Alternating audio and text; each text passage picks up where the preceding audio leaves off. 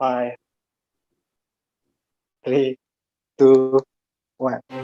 Tide strongly believes the importance of environment protection and energy efficiency in order to achieve a sustainable future for mankind. Recording in progress. Thus, our technological commitment will foster mutual betterment of our allied companies, customers, shareholders, and employees. Tide pledges to always hold our management philosophy and values at heart. Until now, the meter readers have had to do manual meter reading. This existing manual process is time and money-consuming work. This makes it hard for us to detect blackout and manage energy demands. And it makes us hard to manage loss during transmission and distribution. As a result, this existing manual process makes grid unsmarter. But Tide's end-to-end AMI solutions will connect the user with utility companies. Tide's intelligent AMI solutions will solve many problems from the existing manual process. We can reduce time and money spent metering manually.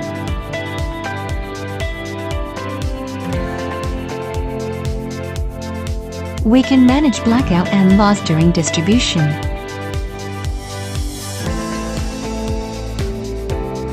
We can do demand response, TOU. Finally, we can make grid smarter. AMI service. Meter reading information of household is call-seated by modem and DCU. There are two types of smart meter, internal and external. Smart meter sends metering data to modem via serial communication. Modem sends metering data to DCU via PLC communication. DCU sends metering data to server via fiber optic and cellular network. On-time monitoring and detection of electrical loss. TOU, time of USC flexible tariffs. Connectivity to electric vehicle charging system. Connection of renewable energy and battery with bidirectional metering. Reliable collection rate improving, monitoring of power quality. Making grid smarter and more efficient.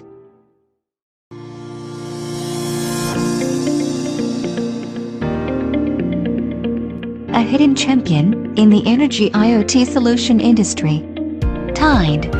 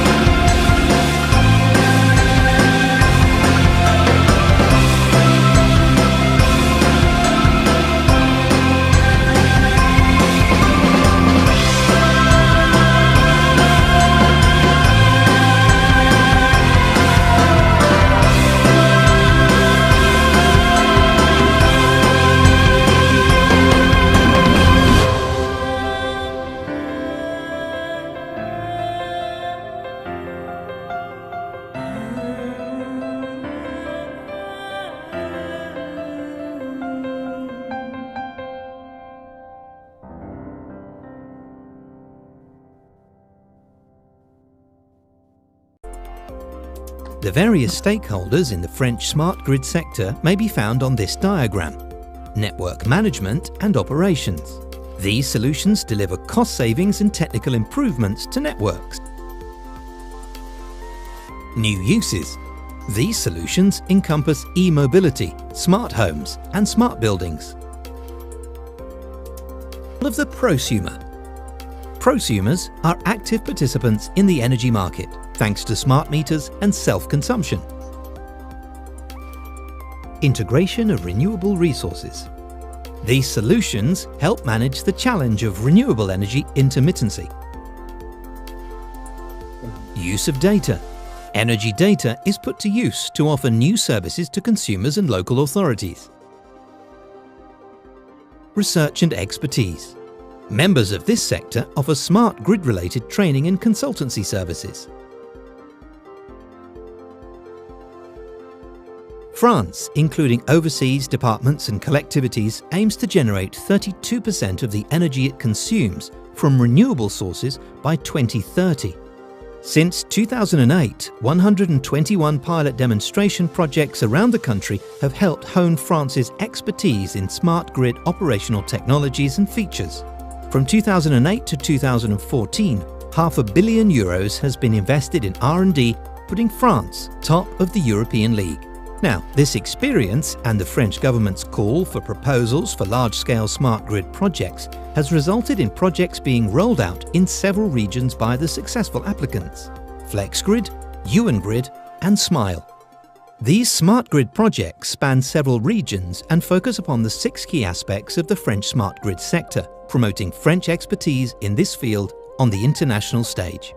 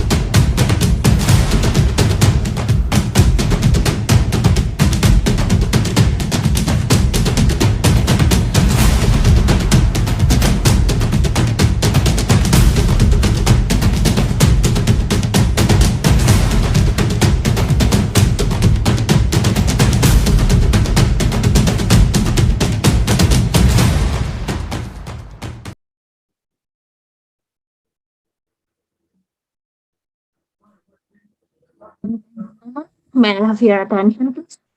The webinar is about to begin.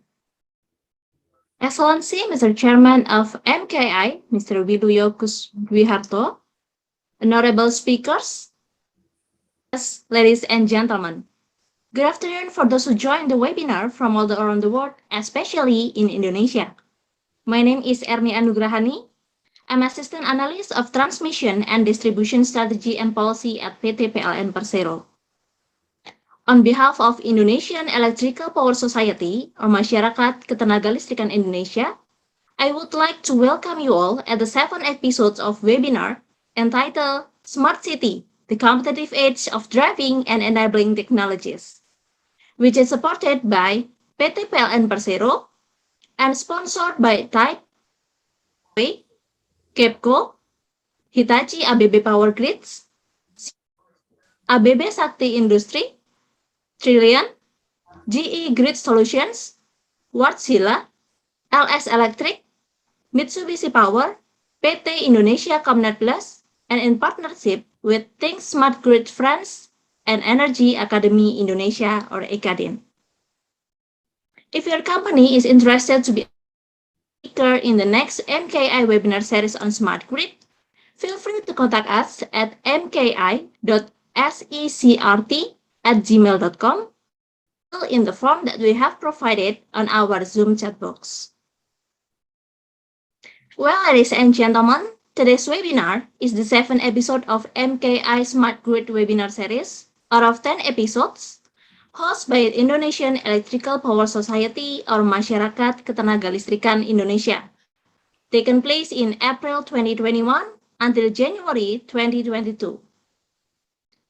Ladies and gentlemen, talking about our topic today, there are some assessments that predict that by 2050, 7 out of 10 people will likely live in a smart city, the city that leverages data and digital connectivity to improve its core function, including sustainable energy management. And today's webinar will feature Indonesian government representative and experts from around the world to explore the smart share the driving and enabling technology as well as the latest advancement and development toward a cleaner and leaner city of tomorrow. Okay, before we start it, I'd like to go over a few items so you know how to participate in today's webinar.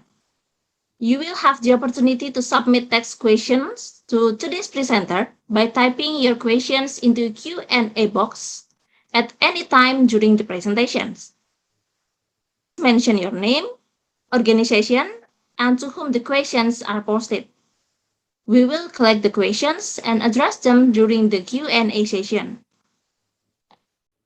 There will be also attendance form that we post on chat room in Zoom and live chat in YouTube, so please fill in so we can send the presentation material to your email.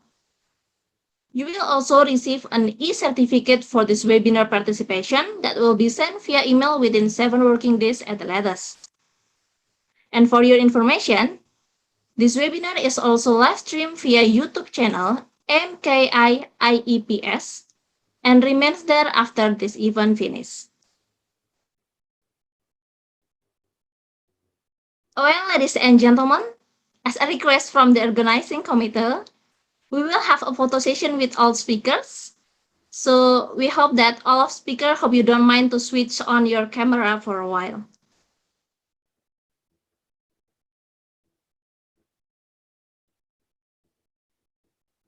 Okay, we will count down for 3, 2. Are you ready? Yeah, okay. 3, 2, 1. Thank you very much for all the speakers. Well, ladies and gentlemen, we are waiting. Now, I would like to go to the first agenda. So, let me introduce our keynote speakers, which is Pak Semuel Abrijani Pangerapan, as a Director General of ICT Applications, Ministry of Communication and Information. And without any further ado, I would like to welcome Pak Semuel to deliver the keynote speech. Pak Semuel. Thank you, Yeah, Annie. the Zoom is yours. Thank you, Annie, for the time. Good afternoon, ladies and gentlemen. I will present deliver my speech in Bahasa, but my presentation will be in English. I use my privilege to do this presentation in Bahasa. For that reason, I apologize since I heard from the MC that she deliver in English. So I will start my speech. Assalamualaikum warahmatullahi wabarakatuh. Selamat siang, salam sejahtera bagi kita semua. Yang saya hormati Bapak Wiluyo Kuswirdahanto, Direktur Mega Project IBT PT PLN sekaligus Ketua Umum Masyarakat Kelistrikan Indonesia, serta Terima kasih. serta para narasumber dan peserta MKI Webinar Series on Smart Grid episode 7 episode 7 ini. Mungkin slide pertama. Jadi kalau kita lihat Bapak Ibu sekalian, proses transformasi digital sedang berjalan dan adanya pandemik ini telah memaksa kita untuk mempercepat, dan ini terrefleksikan dengan instruksi Presiden atau mandat dari Presiden untuk percepatan, khususnya di bagian bagaimana mempercepat proses transformasi di pemerintahan dan juga penyediaan data center. Nah, ini ada kaitannya juga kalau kita menyiapkan data center, bagaimana kita bisa menyediakan listrik. Karena kalau kita bicara data center, kunci dari data center adalah ketersediaan listrik. Ini yang adalah yang sedang kita lakukan. Jadi pertama adalah perluasan akses, sekarang juga dilakukan akses supaya semua masyarakat Indonesia bisa menikmati kemudahan teknologi yang sedang kami lakukan, yaitu pelebaran infrastruktur digital di seluruh Indonesia. Yang kedua adalah menyiapkan peta jalannya. Ketiga adalah mempercepat pembangunan integrasi pusat data yang saya tadi sampaikan. Keempat, bagaimana menyediakan yang namanya sumber daya. Ini juga kunci yang harus kita sediakan. Yang kelima adalah bagaimana membuat regulasi agar nanti bisnis ini bisa berkembang, terutama regulasi terkait yang namanya investasi. Ini akan terlibatkan ada public private partnership. Ini kita buka untuk biar bisa mempercepat proses transformasi digital di Indonesia. Nah, kalau kita bicara urgensi dari manfaat Smart City, itu kita sebenarnya percepatan transformasi ini tidak hanya mempengaruhi level individu atau kelompok bisnis saja, tetapi juga di perkotaan, yang dalam hal ini diwujudkan dalam kota pintar atau smart city. Jadi kita lihat semua sekarang sedang berlomba-lomba juga membenahi layanan di kotanya masing-masing untuk memberikan layanan yang terbaik bagi masyarakat. Kenapa kita harus menuju ke smart city juga karena sekarang kompleksitasnya makin tinggi dan demanding dari masyarakat juga sudah terasa. Ini terbukti bahwa saat ini di Indonesia pengguna internet itu sudah mencapai 202,6 juta. Artinya mereka sudah terbiasa dilayani atau berkegiatan secara digital, di ruang digital. Untuk itu pemerintah juga sudah harus menyiapkan layanan-layanan yang lebih mudah bagi masyarakat, khususnya menggunakan teknologi. Jadi di situ juga akan pembenahannya di government-nya, bisnisnya juga akan lebih mudah, tapi juga meningkatkan yang namanya comfort dan increase security bagi masyarakat. Selanjutnya adalah kita bicara tentang manfaatnya, birokrasinya bagaimana juga. Ini ada kaitannya dengan kalau di pemerintahan itu terkaitan dengan SPBE. Sekarang saya baru saja selesai meeting dengan Pan RB juga dan staf saya, bagaimana kita mengakselerasi deployment dari sistem pemerintahan berbasis elektronik. Ini tadi jadi biar tadi layanannya lebih efisien dan karena environment-nya juga ramah bagi investor, jadi bisnis juga bisa berkembang.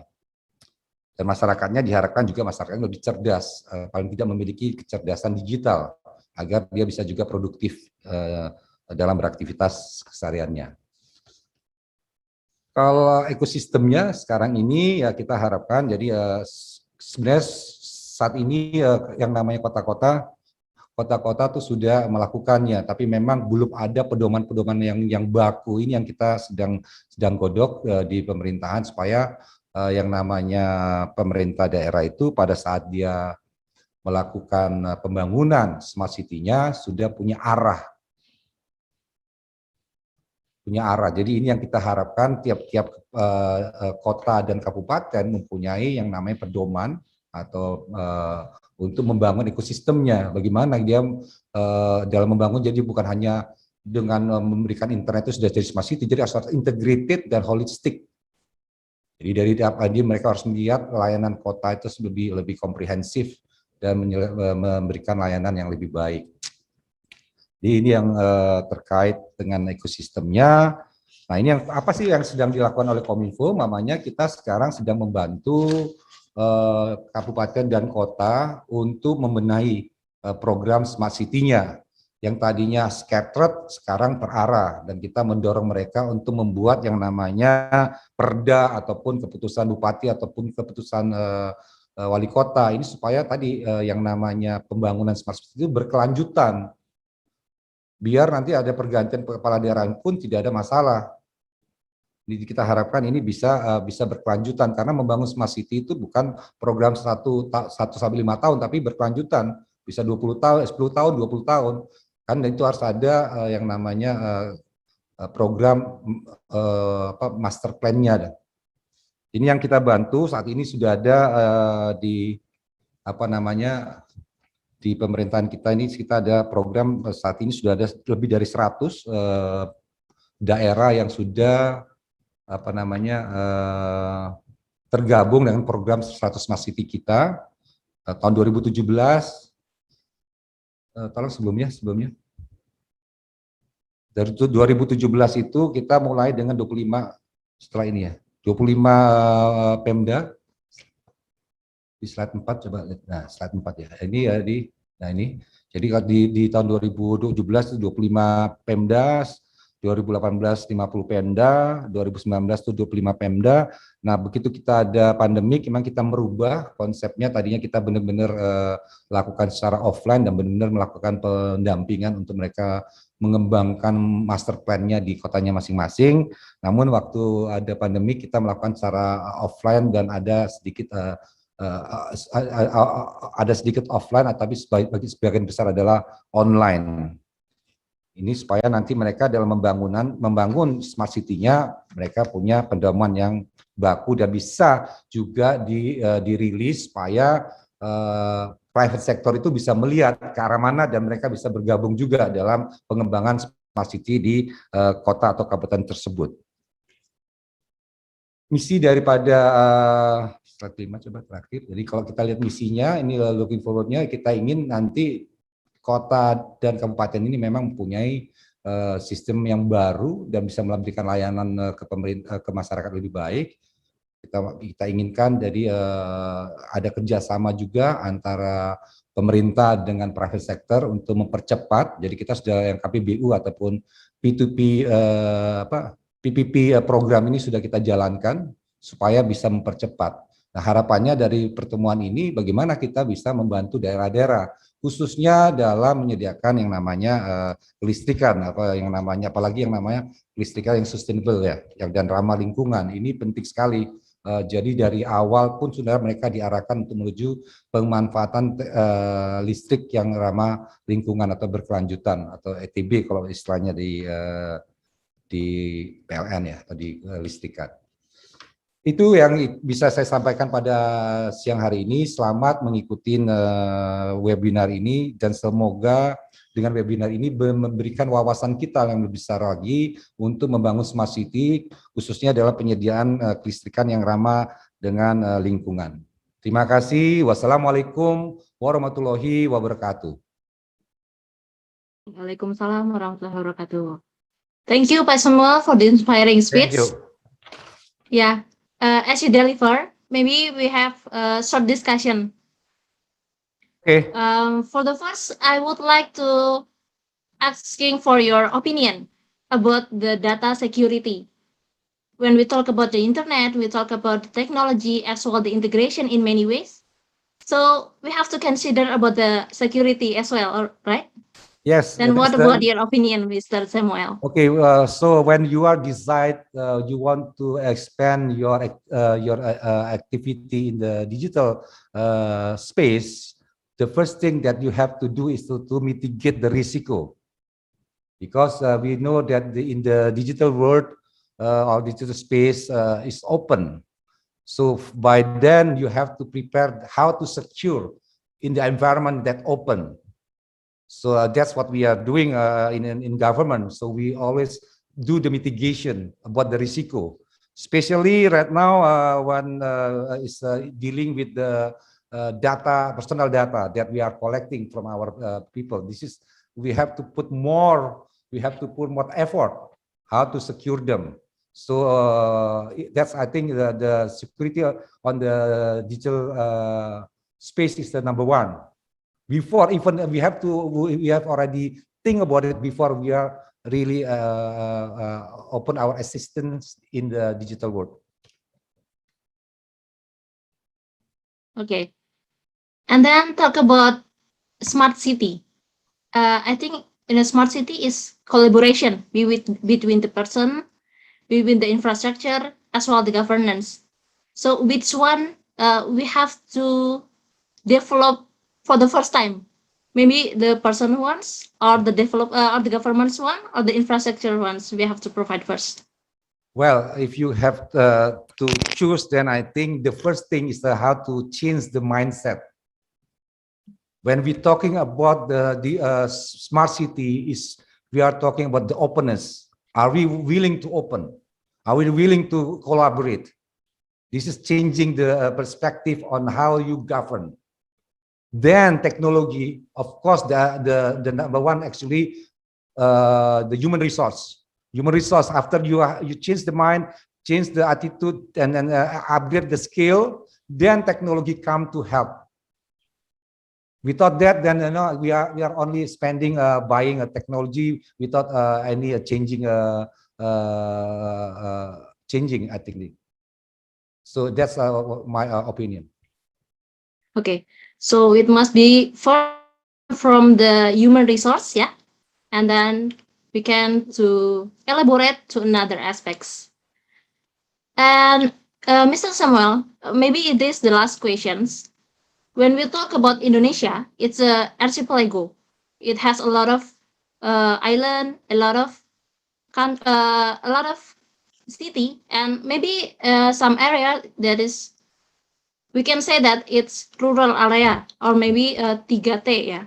Then what is your strategy about to approve and how to develop them? So right now, government, when you doing the transformation, the principle of the law, basic law, is nobody left behind, including in the rural area. Indonesia have the challenging geography. So what we can overcome this challenging is by adopting so many kind of technology. So we are right now, we already order will be a satellite to serve the rural area. In the remote area, we're going to buy three satellite, which the first one will be launched in end of 2023. We call it Satria. So Satria 1 will be launched in the 2023, and then follow up the 2025, and follow up 2027 to serve this the challenging geography that we have in Indonesia. So we build the fiber optic. We already finished the fiber optic. We call it Palaparing, and then right now we build 12,500 something. I forgot the real number. 12,500 something. Build the BTS in rural area to give the 4G services to the people. And then the last one, because we know our geography is very challenging, we buy 3 satellites that will be launched, as I mentioned earlier. Okay. Well, thank you very much for this inspiring sharing, as well as the discussion. Thank you for your time. Thank you. Hopefully our program can sustain and develop very well. Thank you. Thank you, Pak Semuel. Okay, now we move to the next agenda, which is a presentation from Professor Suhono, Director of Smart City and Community Innovation Center at Teknologi Bandung. And again, as a reminder, the attendees have the opportunity to submit text questions to today's presenter by typing your question into Q&A box on Zoom or via live chat on YouTube at any time during the presentations. Please mention your name, organization, and to whom the questions are, so we will then collect the question and address them during the Q&A session. Before the presentation begins, let me read a brief biography of Mr. Suhono. Mr. Suhono got a bachelor degree in electrical engineering, Institut Teknologi Bandung, and received a magister science degree in Meisei University of Tokyo. He also achieved a doctor of engineering from the University of Electrocommunication Tokyo. And in 2018, he took an MIT executive education. He served as Staff Khusus Ministry of Communication and Information Technology, Commissioner of PT KAI, and many initiations of national ICT projects. Mr. Suhono has also been the initiator of the Initiative Forum since 2005 and developed into the Smart Indonesia Initiative Forums. He is currently a professor with the School of Electrical Engineering and Informatics, Bandung Institute of Teknologi, Indonesia, and Vice President of the presentation on Smart City Development. So please, Mr. Suhono, the Zoom is yours. Thank you, Mbak Eri, and also good afternoon. Maybe all in from ASEAN, if all from Asia is good afternoon from the speaker and also all participants in this good discussion of MKI Smart Grid Webinar Series.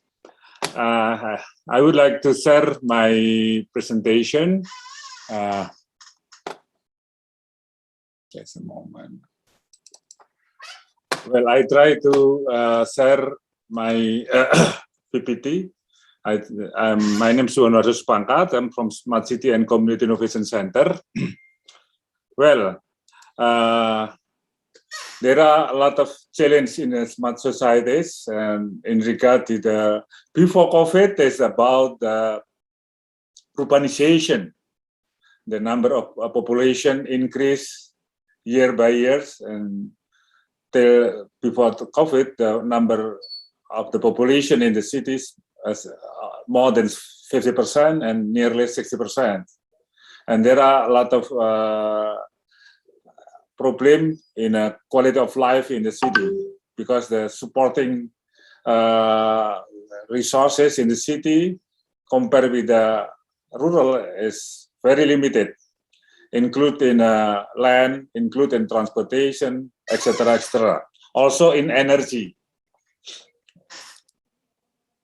There are like problem in culture. This is just extreme example from the animal and the humans.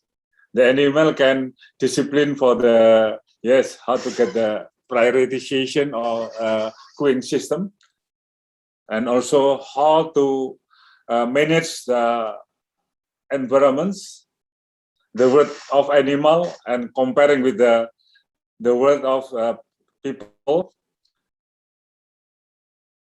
This is a good example for the comparison for that. However, since the COVID, the people work in the city, the center city, decreasing. My colleague from Massachusetts Institute of Technology, Professor Karuroti, said that our citizen is because on work from home or work from anywhere. So there are rebalancing or redistribution of the mobility of the people in the city. This is one of the challenges our friend from the mobility, from especially in city planning. And city is a system physical of structure, living entities, interaction, and information. And based on the condition on the urbanization, of course, in the situation of COVID, there are a lot of challenges. And the problem of the city is right line in the right side. The capacity or to solve the problem of the city such that the quality of service of the city becoming increasing. However, if we use this conventional solution, the gap between the problem and the solved problem wider. So digitization or smartization is one of these jump up solution for the cities, communities. Climate is one of the big problem, the big challenge, and then energy, law and security, education and learning, social diversity and equality, healthcare and mobility, well-being and poverty.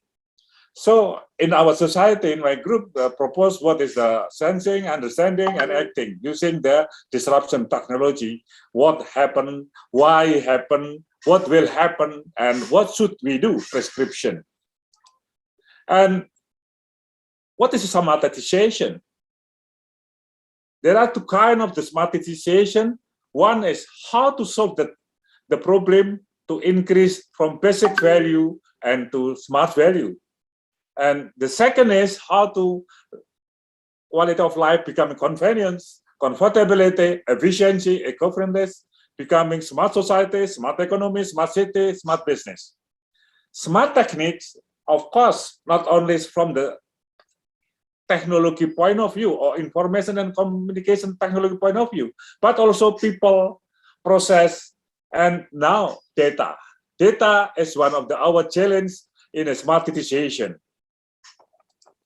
And what is smart city in our definition?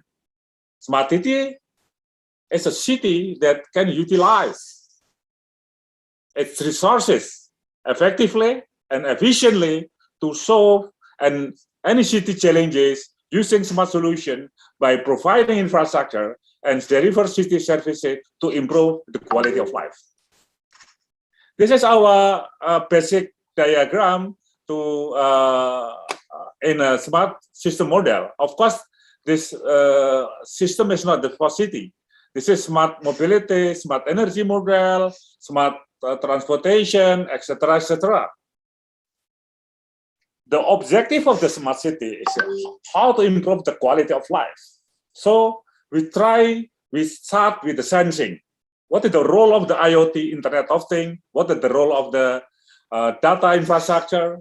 And how to capture the data based on the technology, physical, media, social, or another sensing devices. Then we try to understand what happened in our system for the situational awareness. Based on situational awareness, we summarize based on insight to act, to give an action so that the situation becoming normal or the quality becoming improved. Yeah, we develop what we call it Garuda Smart City Framework. So now we have a four step or four generation of the Smart City Framework. In the first, we try to how to simplify the smart city using the model and how to measure the smart city. And of course, we need the collaboration between the government, private sector, community, and also we try to understand what the smart city development model and enterprise architecture, smart city standard, and smart city services. And then we also introduce what we call it smart city living lab, smart city development cycle, etc., etc. In the below is about the implementation, how the role of the government, how the role of the private sector, how the role of the citizen on one city. So this is differences between the e-government and a smart government and the smart city. Smart city is the whole of the city. smart government is for the government services. Yeah, this is one of our smart city model. Actually, we adopt this giving it from the European. There are 6 dimensions of the smart city. We try to improve with the layering based on the resources of the city, because Jakarta is different with the Seoul. Seoul is different with the Shanghai, Jayapura, etc., etc. And then in the second layer, we consider the enabler. The enabler of the smart city is the people, smart government, and also we consider the basic infrastructure, technology, and environment. And then in a upper layer is the services, based on sustainable development goal, on the economy, on the society, and the smart environments. This is our key success factor, is how to improve the quality of life based on resources, and then enable and what kind of the services. This is one of our smart city model based on a service view, basic value, additional value. This is a service domain, service cluster, service item. Each city may be diverse. Jakarta, Aceh, Medan, Manado, etc., etc. And we try to propose what is our activities in enabler platform for smart services.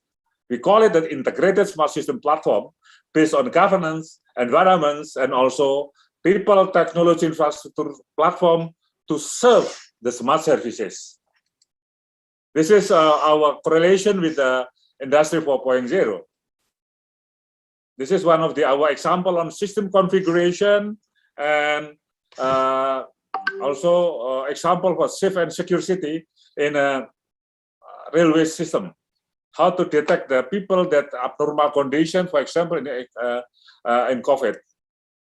And actually, they are not so easy to implement or to execute the smart city in whole area. We propose using the living lab in a small area. Living lab, because we try to understand, we observe the component of the people as a government people, community people, industry, and maybe pentahelic and so on and so on. How to react, how to solve in the small area. If we success in a small area, we can extend or duplicate the next area. Maybe based on the kecamatan or based on a small district in the city. Plan, build, run, and evaluate. And of course, we must consider also integration model of ICT platform on the city. Enterprise architecture. In the morning in Jakarta City, I just discussed with the people, with Dr. Yanuar, and also from ITS, talk about the smart government. Data driven is more important. And the problem now is who will manage the data? Who will manage the data? 15 years ago, we talk about the chief information officer. Now we talk about the digitalization. We talk about the data. We talk the security. So chief information security officer, chief data officer, chief digital officer, chief information officer. This is one of our next discussion with our people from the Satu Data, Satu Indonesia, One Data, One Indonesia. This is not so easy. We talk one data for energy. We talk with the one data for health.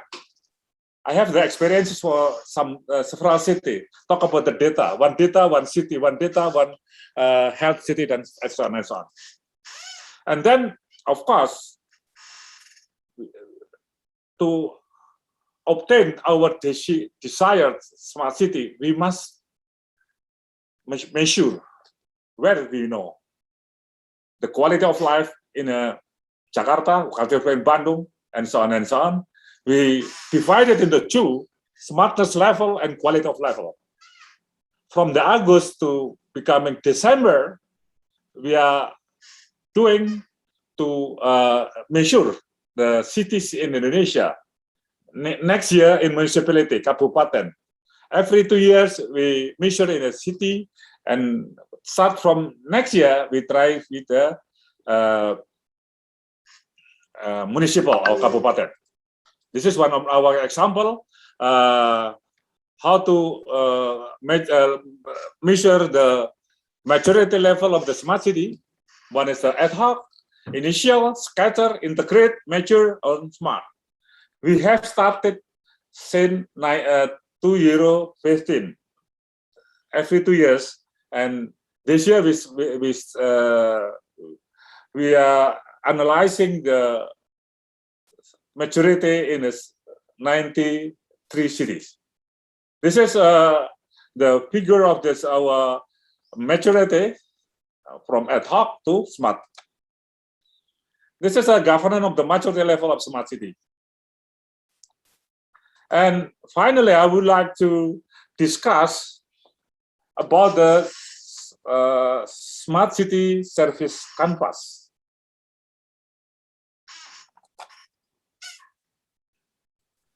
I'm sorry, Mr. Suhono, it's 2 2 minutes minutes? left. Yeah. 2 minutes, 2 yeah, minutes. okay. In 2 minutes, I will explain one slide. We proposing a smart city service canvas. The objective is the right side middle, quality of life. In the morning, we also discussed in Jakarta, Smart City Jakarta, talking about how to set up improving the quality of life, integration between the sector and sector. And of course, we try to understand what is the integrated key player, integrated key activities, innovative value propositions, and how to measure the quality of life. This is sector by sector, but how to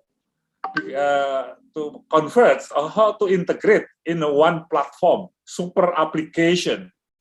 And also, we must also consider the cost structure, investment, revenue stream, sustainability strategy. Of course, energy, the quality of life in energy service is one of the important for the city life. Thank you very much. I think the time is over. Yeah. Okay, thank you very much, Mr. Suhono. Very nice. It's about a clear framework as well as the maturity level to make sure the indicator that smart city is going well.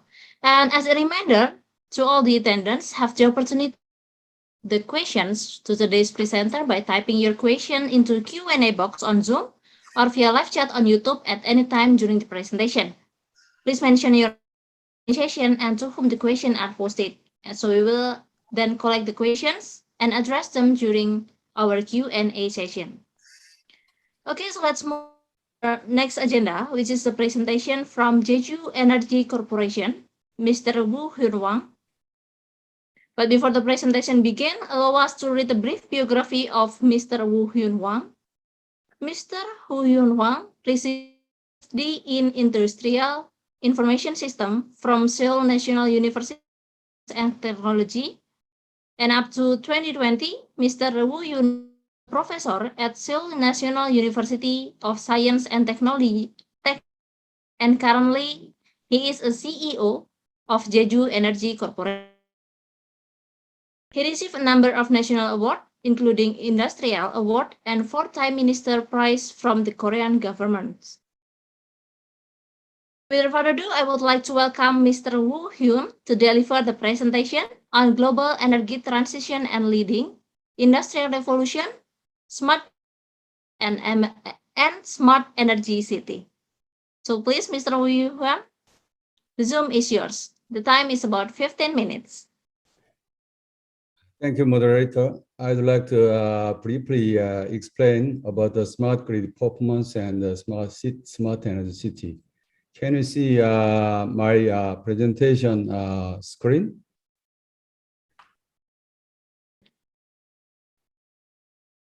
It's perfect, go on. Yes, thank you. And first, it is a general status in generation part. KEPCO. KEPCO means Korea Electric Power Corporation. And one of the world's top 10 power providers with a generation capacity of 83.7 gigawatt in Korea. Load factor also very high, 71.2% in 2019. It is world's highest level. And then totally 66.8 capacity in Korea. So KEPCO consists of 5 areas. One is coal, the second is nuclear, LNG, and renewable and oil.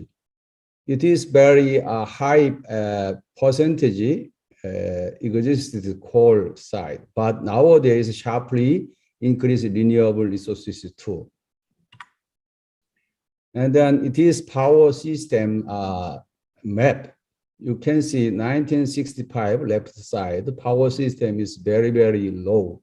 Just we had 154 kV system, our full nation side.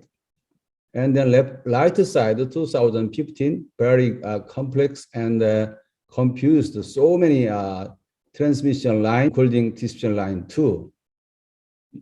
And the bottom line, there are 3 voltage system, 1.4 kV system is a little bit pink, 345 kV system, red, and mainly 765 kV system supplied to our full nation side. And then also important things are transmission distribution network and performance. Best T&D efficiency is like that. T&D facility in 2019, transmission line 34,000 circuit kilometer we have. Substation also 864. Distribution line 504,000 circuit kilometer have an operation now. Outage time is also very important in utility side. So 1985, at that time, we got a record did 523 minutes for household, but sharply increased during 10 years. After that, 2019, we just 7.7 power outage per household, each household. And then T&D loss also very important too.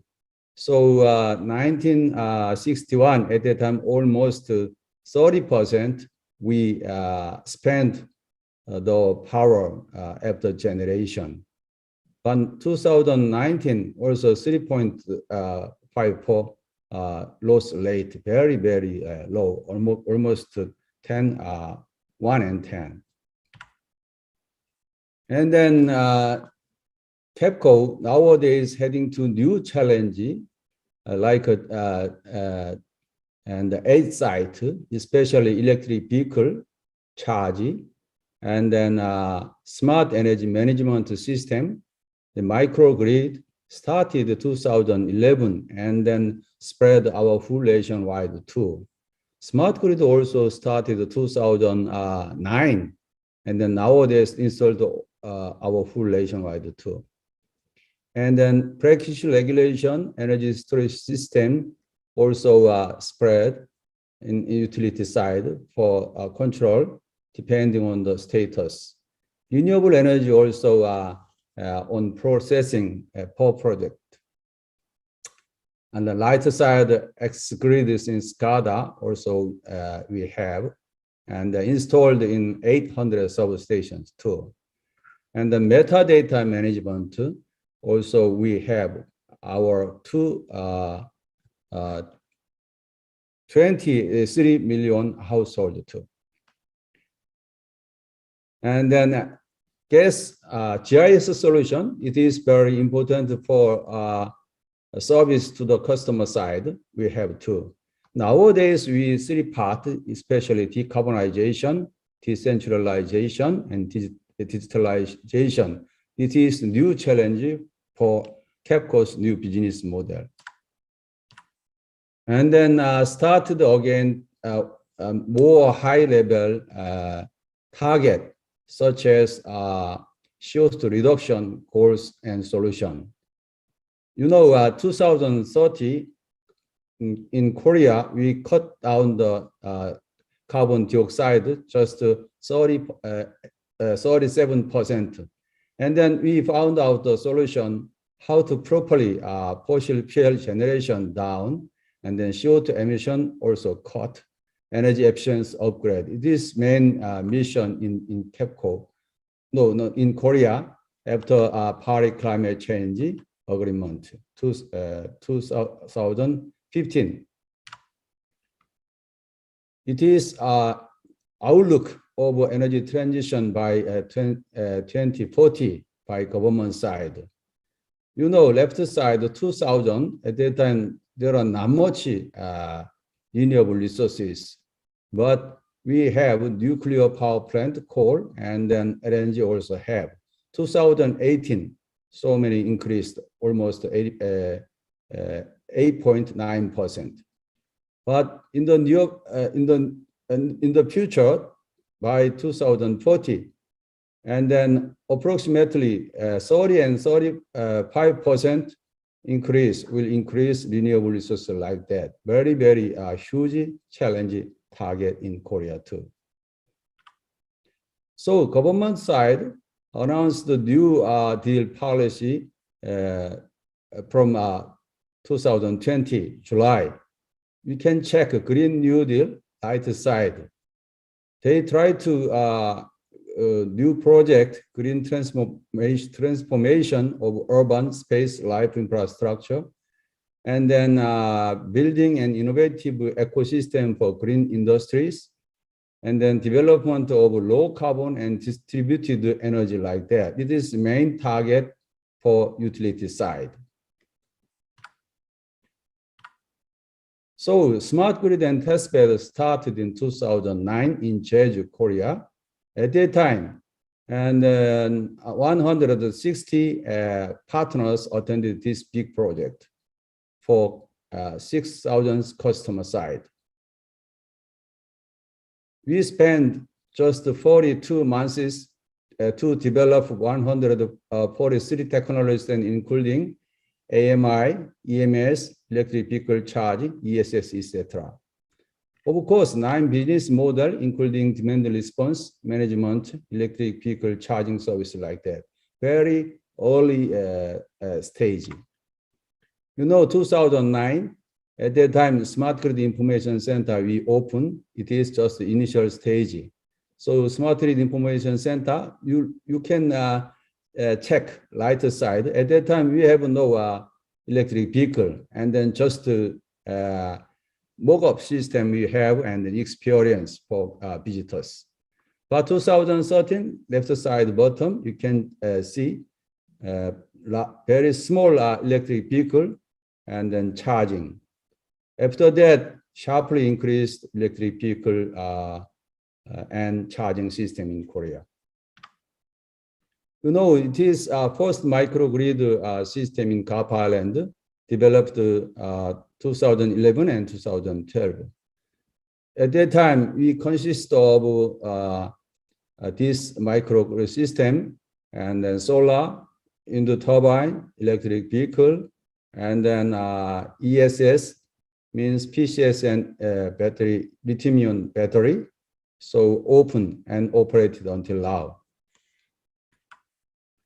So second model, kind of microgrid, we're heading to the building. So we call the smart building. And then finally, smart grid station. Smart grid station means can monitor and control all of the things, like not only wind turbine or solar energy storage system, but also building internal lots of devices. So spread this one, year base, almost finally 121 building we install and operate until now. Smart town also we started 2014 to 2016 for 9 buildings in Human Resource Development Center. And then you can see left side, 9 building lots of part, device, and install. So we can get effect, peak cut 10% and the short cut 5%. Power consumption also 10%, all cost save 10%. Very useful and helpful to reduce the carbon dioxide. The Smart City project also started 2015 in southern area in Korea, large innovative city, so very huge. And then we can also get a benefit, efficiency 15% upgrade, self-sufficient 30%, lots of wind and solar, bio like that. And the shortcut we can get in the near future, 32%. So, you know, in Jeju started smart grid test bed site in 2009, but Jeju local government has a long and big challenge, such as renewable resources 4.80 gigawatt, and the electric vehicle infra, charging infra, 75,000, electric vehicle, 377,000, efficiency upgrade, 2,700 people living there. So changed almost thing, but almost thing decarbonize system and device by 2030.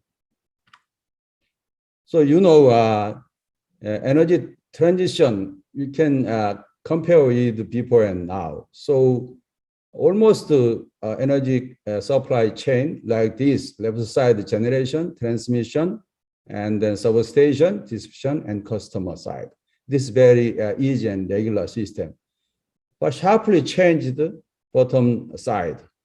There are so many another system and device connected with transmission line, such as wind turbine, utility scale, or energy storage system, also solar too.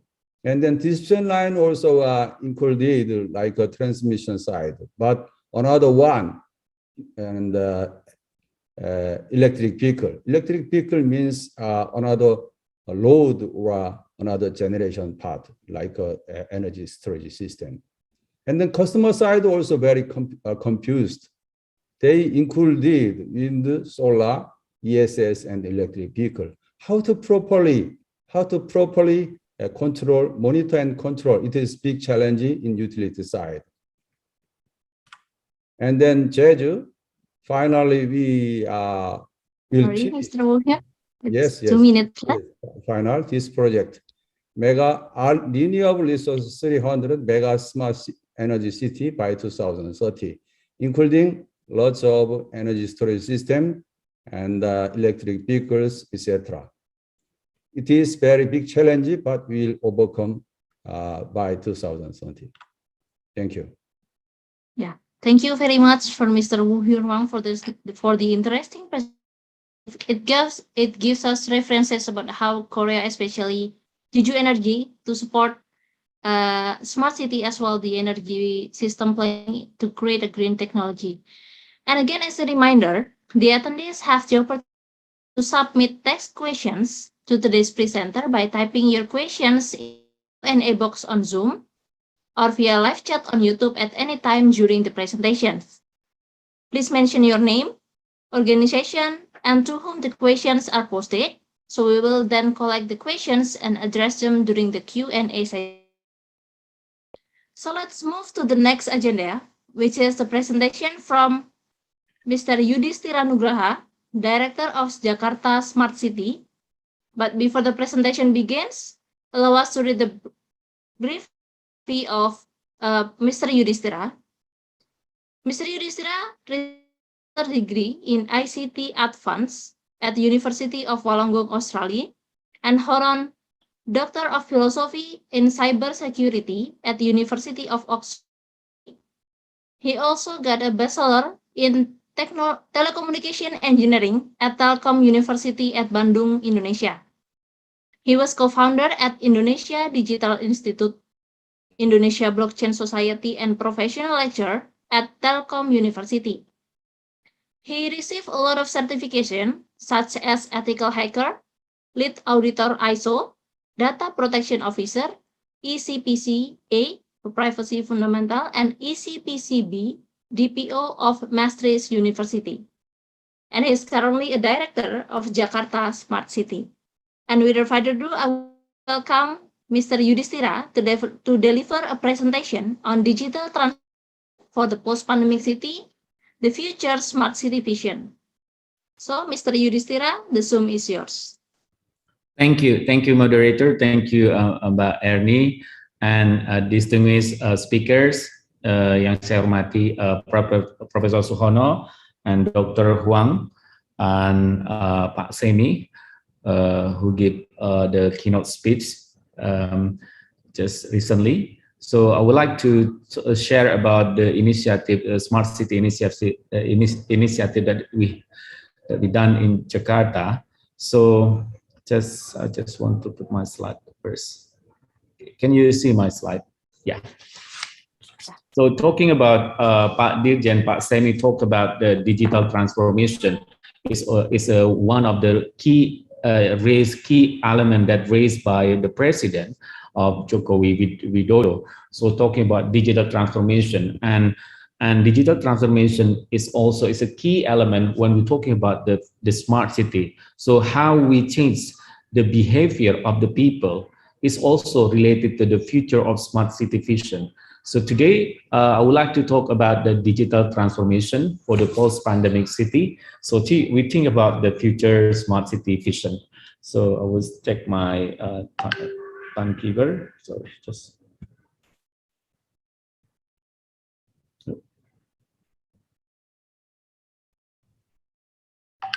Yeah. So yeah, today talking about the smart city, I think Pak Dirjen Semi mentioned about the electricity is part of smart city. So without electricity, we're not able to implement some smart city project. Let's say, for example, talking about the national data center. So I think when we build a national data center, of course, we need electricity. When we have the connection, when we want to build the Wi-Fi, when we want to put the CCTV online, and when we want to implement digitalized services, when we want to build the autonomous vehicle, most of them is a need electricity. So it is absolutely clear that electricity is the new oil for the smart city. So I think this is one element, because without electricity, we cannot do nothing. Talking about the emerging technology of the smart city. So interestingly, in this ongoing pandemic, a smart city has become a key driving factors for accelerating a digital transformation to cope with the COVID-19 crisis. So back to the definition of what smart city. So what make a city smart? Because there's no clear consensus if one look for uniform answer. From, let's say, for example, from a service provider perspective, a smart city is an innovation related to emerging technologies such as smart parking, smart home, smart lighting, and so forth and so forth. If we ask smart city to the government official, for example, they may say something that smart city related to implementing digital government, such as applying for a permit or citizen identity card, or making public services less bureaucratic, more effective, efficient, and transparent.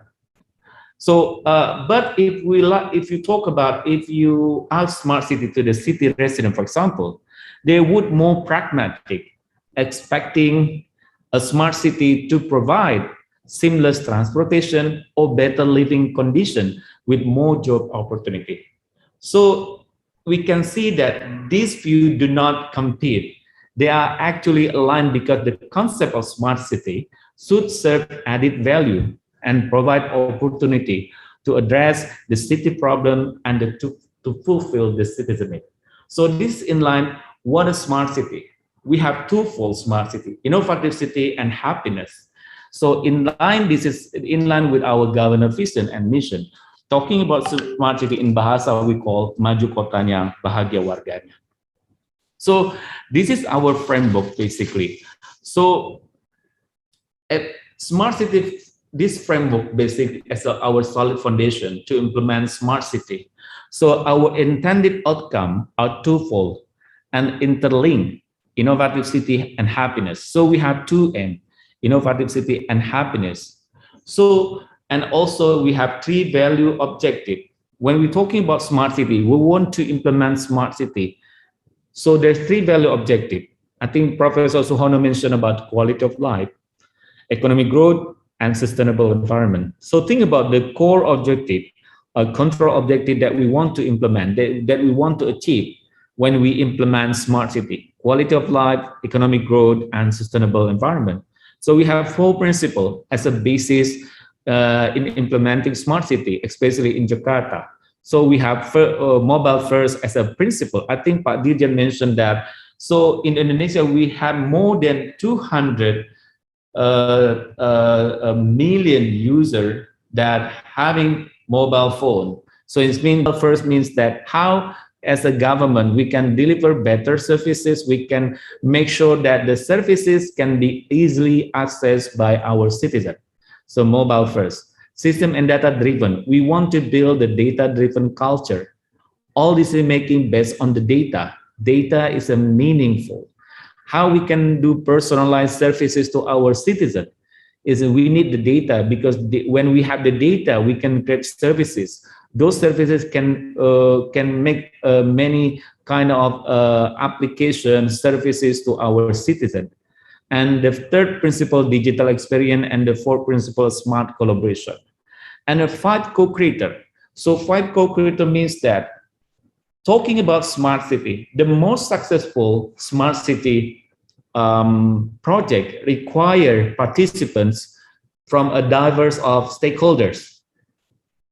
Therefore, we call 5 co-creator: citizen, community, media, academia, business, industries, including startup and other government.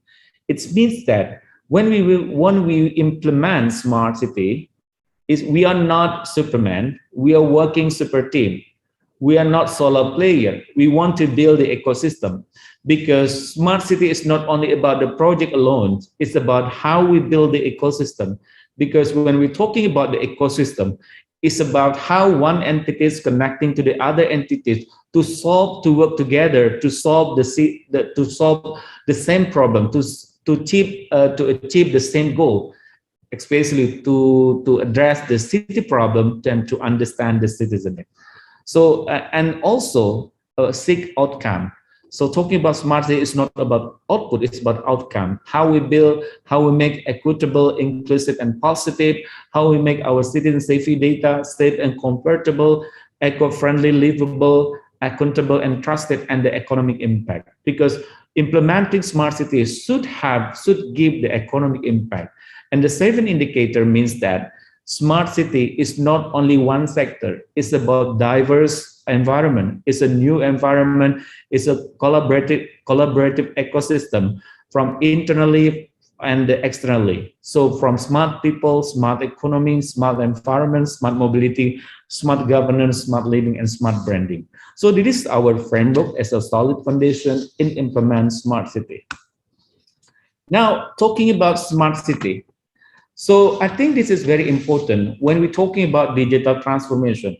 Digital transformation is not only about technology.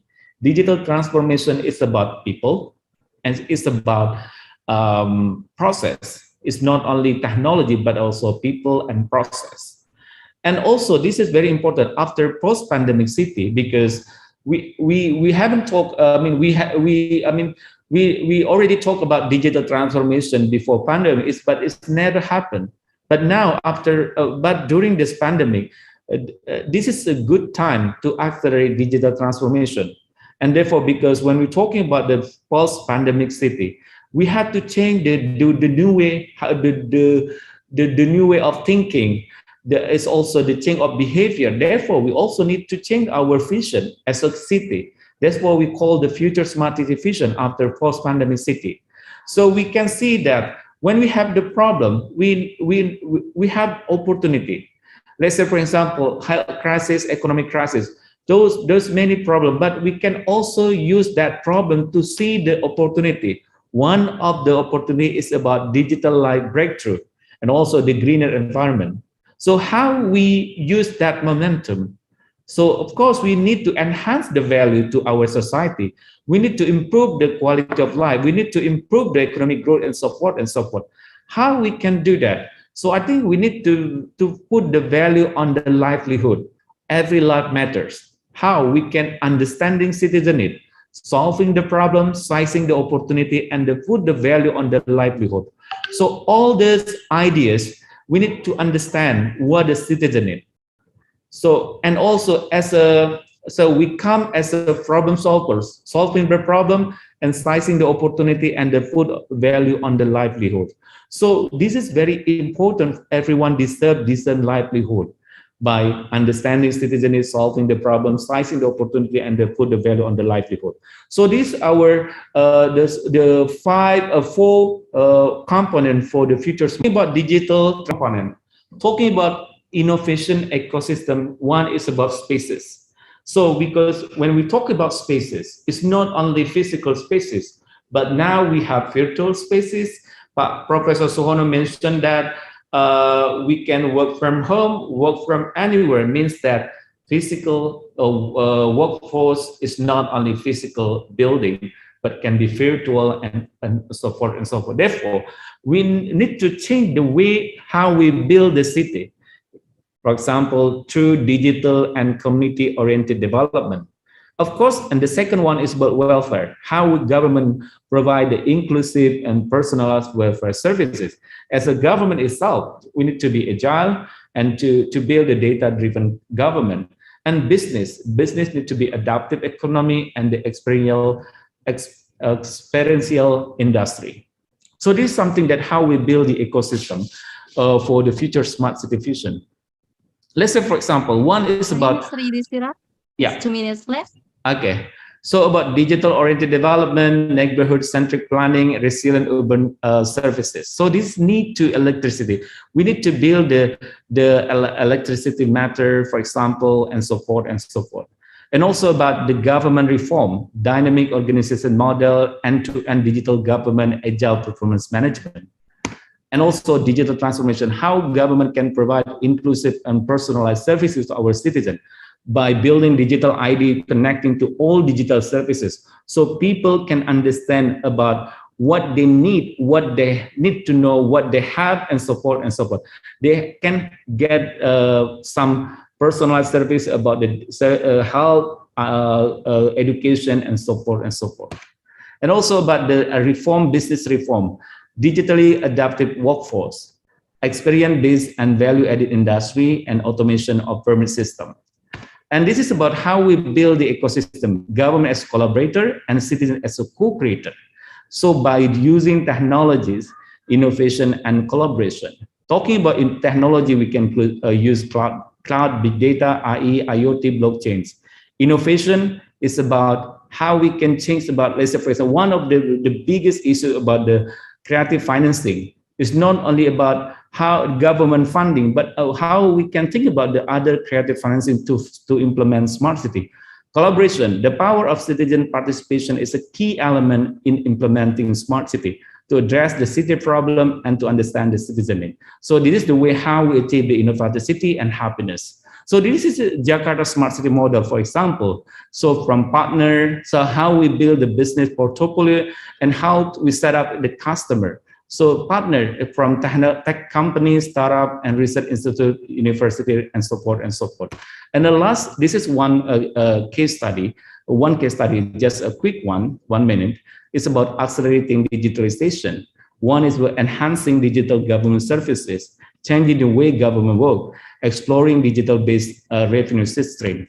Let's say, for example, as a government, how we provide personalized services from birth to the death. So we need the data. When we have the data, we can create services. When we have services, those services can be accessed through different platforms, from application, website, WhatsApp, and so forth and so forth.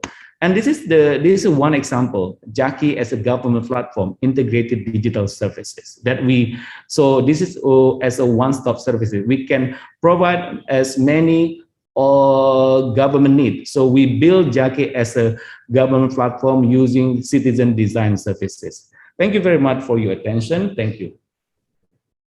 Okay, thank you, Mr. Yudhistira. Okay, it's time for the first Q&A session.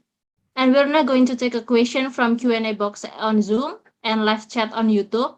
So let's invite Mr. Suhono and Mr. Yudhistira to switch on the camera. And I'm so sorry for Mr. Woohyun and all the attendees that have the question for Mr. Woohyun. He can join our Q&A session. So if you have any question, you can send it by the email. Okay, participation can still submit the question through the Q&A box on Zoom and live chat on YouTube. And the first question is for Mr. Suhono. There's a question from Mr. Rido Aulia Rufinaldo that from your team's current analysis about in Indonesia, which city is currently at the top of the list and in which levels? Maybe you can answer the questions.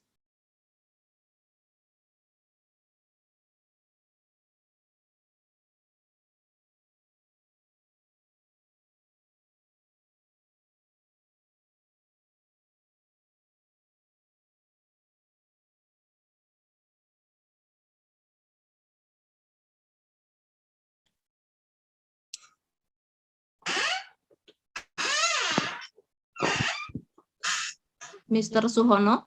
Yeah, what is the question? I'm sorry, because Yeah, okay.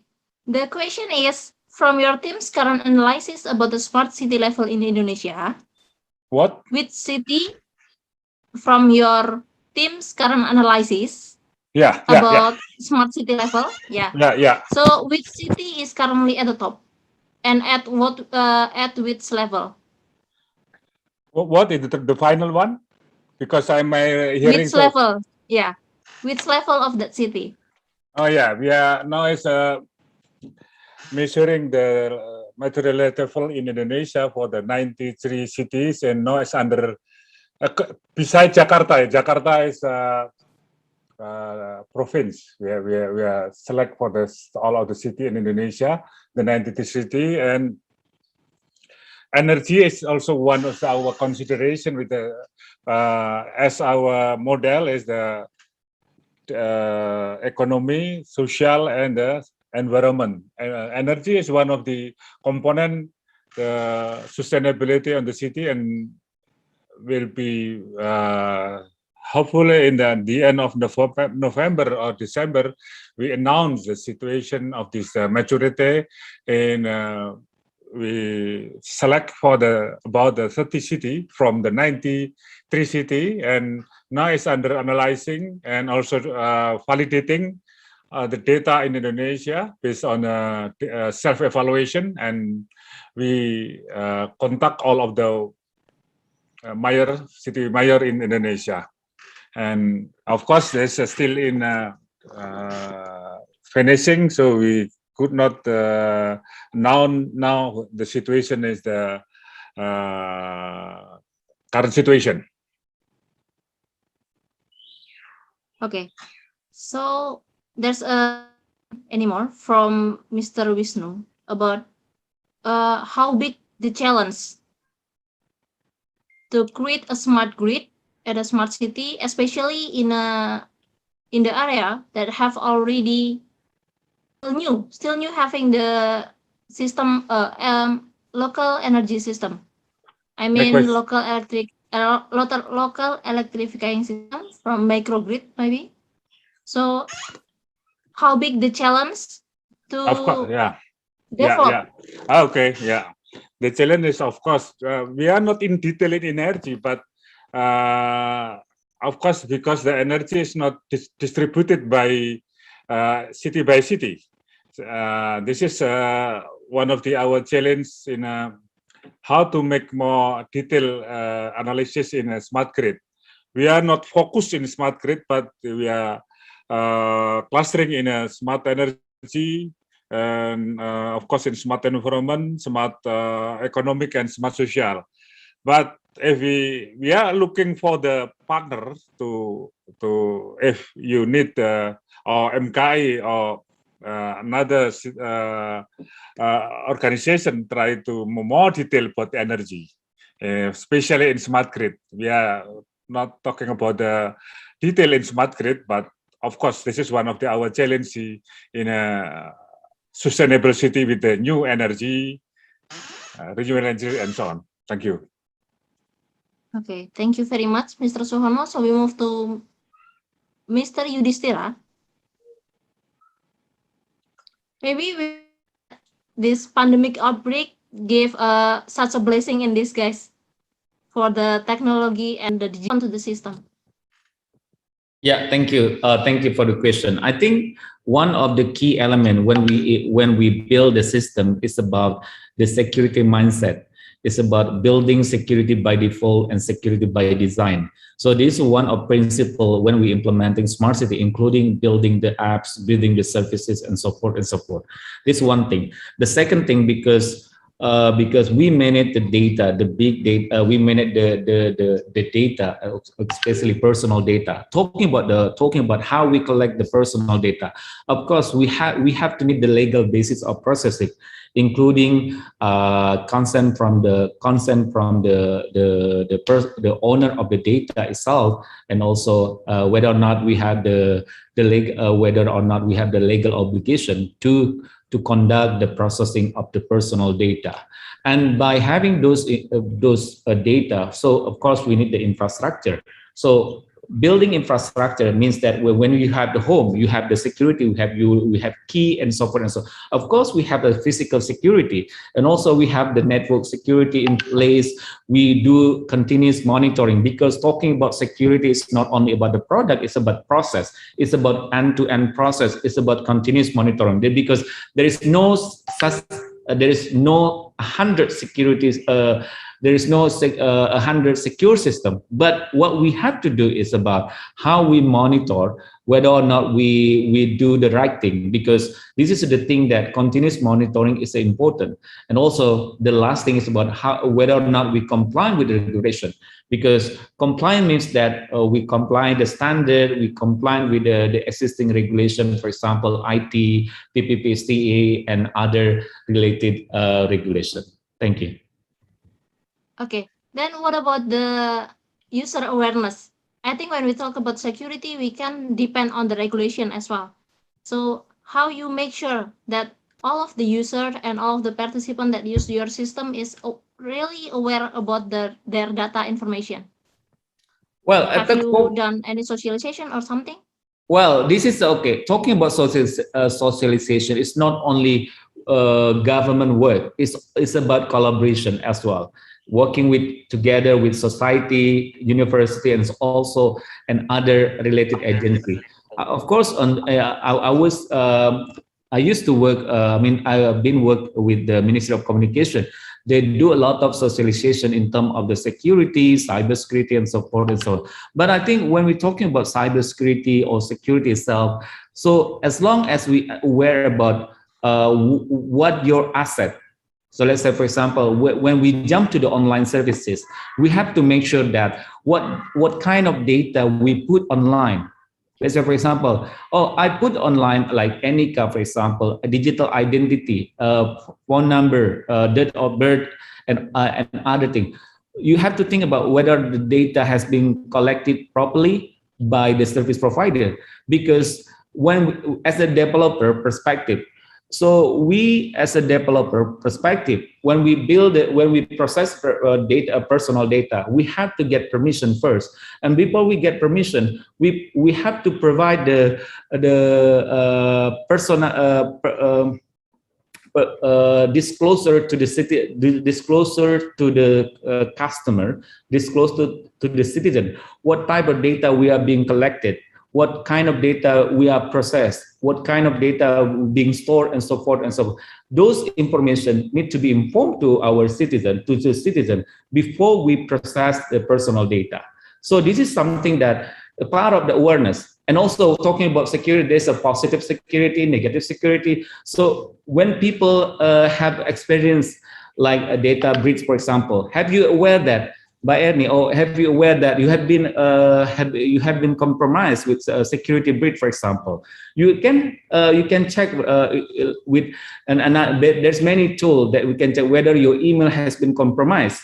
You can check whether or not your email has been compromised. You can put your email to one of the tool, and you can see that okay, your email has been compromised to another platform. So you can aware that okay, I need to change the password and so forth and so forth. But talking about the security awareness or the privacy awareness.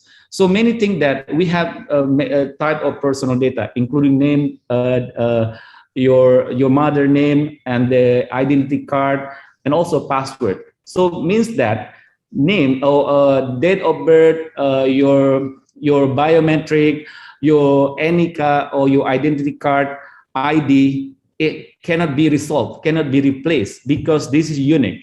But when your password has been stolen, it can be retrieved, can be recovered. So you have to make distinction. When your data has been stolen, when your data has been breached, only password can be recovered.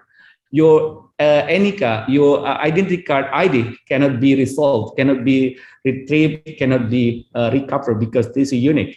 Your date of birth cannot be changes. So this is thing that how we manage, how we control the personal data. Because when we talk about the privacy, it's about the control is from the data owner, how they give the data to the provider, but they have to understand what the data has been collected, what the data has been stored, what the data has been processed, and so forth and so forth. Okay, maybe one last question, Mr. Yudhistira. When you talk about technology development, it will provide us quality of life. It will provide a service that improves the quality of life. Have you measured it? How you measure and how you make sure that all of the user is already satisfaction with the service that you give from the platform you serve? So talking about the measurement. So if you look at there's a many framework. There's a vision, mission, control objective, and then how we measure the control objective, for example. So there's many elements, there's many tools that we can be used to measure the outcome that we have that we achieve, for example. But talking about the technology, you mentioned about the technology, quality life option, for example, so forth. But talking about smart city is build technology for public good. For the diversity, inclusivity, and accessibility. So we can measure those things. Diversity, whether or not these services can be used for all many type of citizen or different type of citizen.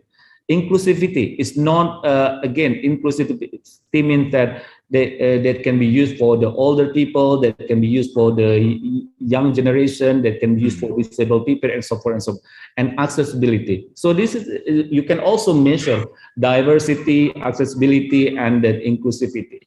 So again, back to the control objective, the value objective, quality life, economic growth, and the sustainable environment. Of course, there's many tools to improve. How do we measure that the quality of life? Because there's many index that we can use to measure the quality of life, economic growth, and the sustainable environment. But this is not short-term work. This is a long or medium-term work to do that. Okay, thank you, Mr. Yudhistira. So we move to Mr. Suhono. There's a question from Mr. Chartim from PLN. The question is, what about the role of renewable energy in realizing a smart city? Is there any opinion from Mr. Suhono? What about, sorry. Yeah. Sorry, the sound is not so good. But Okay, so I'd like to try the question again what about the role of renewable energy in realizing Renewable, a smart city? yeah, of course, this is necessary for our problem on the climate and so on and so on. So this is one of the consideration in the smart environment. And of course, this is one consideration how each city considered about the new smart energy in the city. But I'm not directly work in a smart energy, but my colleagues work for how to choose or how to develop the renewable energy in the city. Yes, I'm sorry I cannot more detail about what is renewable energy city, but of course this is one of the challenges in energy supply for the smart city. Okay, and then a question for Mr. Suhono. As you show us about the framework that you mentioned at your presentation, when we create a framework, it must be in ideal condition. Yeah, framework. What do you? Yeah, in ideal condition. So what you prepare for the worst condition, such as when the first time before the pandemic, of course the frameworks, it must be different from the after pandemic situation. So have you create or any improvement from your framework to make sure the indicator that you create a smart city is really doable and reliable and sustained? Yes, of course, as a potential to improvement the framework is from the society if needed. I think we are open to make open knowledge of new approach in a more detail about the energy in a smart city. We invite from the MKI or we invite from the another society to make more detail in energy supply for the next free CO2 and also for the sustainable city. Of course, we are welcome to accept your or another input for the smart energy or smart grid in a smart city. Okay, and then maybe one last question, Mr. Suhono. Yeah. Talk about energy, we talk about technology, we can measure. But what about the social?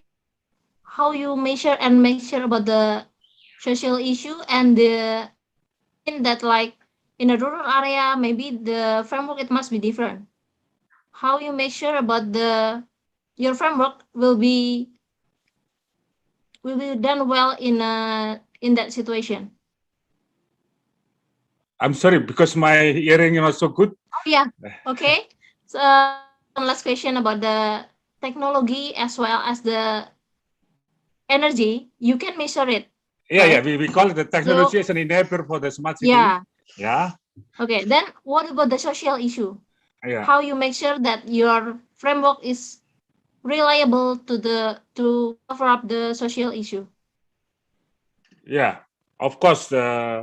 We talk about the smart system model from the sensing, understanding, and acting, and technology is one of the component, not our objective. And the technology for the improve the quality of the energy, of course, how to send the aware the situation in each city about the demand of the energy, then how to supply the energy so that we can improve the service of the energy. And then, of course, we need a clean energy and so on and so on. This is our requirement of our framework. But all technology and also the capacity of technology must be proper with the quality of the city, include the capacity and also the reliability and also the clean energy in each city. Okay. Well, thank you very much for Mr. Suhono and Mr. Yudhistira. I think we have addressed all the questions for the Q&A session, session 1. Sorry, due to limitation time, so we have done for the first Q&A, and not all questions can be addressed. Again, I remain about Mr. Woohyun. If there are any question that you want Mr. Woohyun to answer, you can send it by the email. So we are now having a break about 5 minutes to enjoy our sponsor video, and I will be back immediately afterwards. Thank you, Prof. Suhono. Yeah. Thank you all. Tide strongly believes the importance of environment protection and energy efficiency in order to achieve a sustainable future for mankind. Thus, our technological commitment will fund companies, customers, shareholders, and employees. Tide pledges to always hold our management philosophy and values at heart. Until now, the meter readers have had to do manual meter reading. This existing manual process is time and money consuming work. This makes it hard for us to detect blackout and manage energy demands. And it makes us hard to manage loss during transmission and distribution. As a result, this existing manual process makes grid unsmarter. But Tide's end-to-end AMI solutions will connect the user with utility companies. Tide's intelligent AMI solutions will solve many problems from the existing manual process. We can reduce time and money spent metering manually.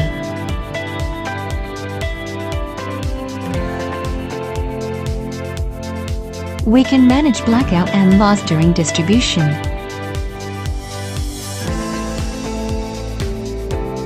We can do demand response, TOU. Finally, we can make grid smarter. AMI service. Meter reading information of household is call-seated by modem and DCU. There are two types of smart meter, internal and external. Smart meter sends metering data to modem via serial communication. Modem sends metering data to DCU via PLC communication. DCU sends metering data to server via fiber optic and cellular network. On-time monitoring and detection of electrical loss. TOU, time of USC flexible tariffs. Connectivity to electric vehicle charging system. Connection of renewable energy and battery with bidirectional metering. Reliable collection rate improving, monitoring of power quality. Making grid smarter and more efficient.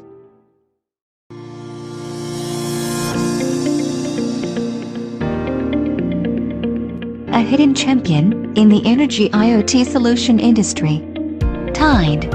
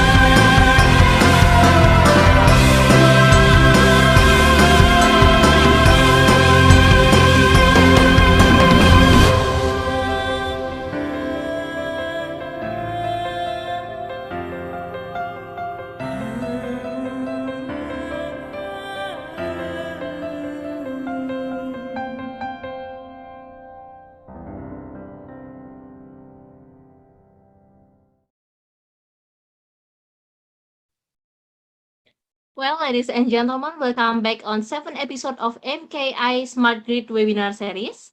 And again, as a reminder, the attendees have the opportunity to submit test questions on today's presenter by typing your question into Q&A box on Zoom or via live chat on YouTube at any time during the presentation. Please mention your name, organization, the question are posted. We will then collect the question and address them during the Q&A session. Well, ladies and gentlemen, so let's move to our next agenda, which is the presentation from Mr.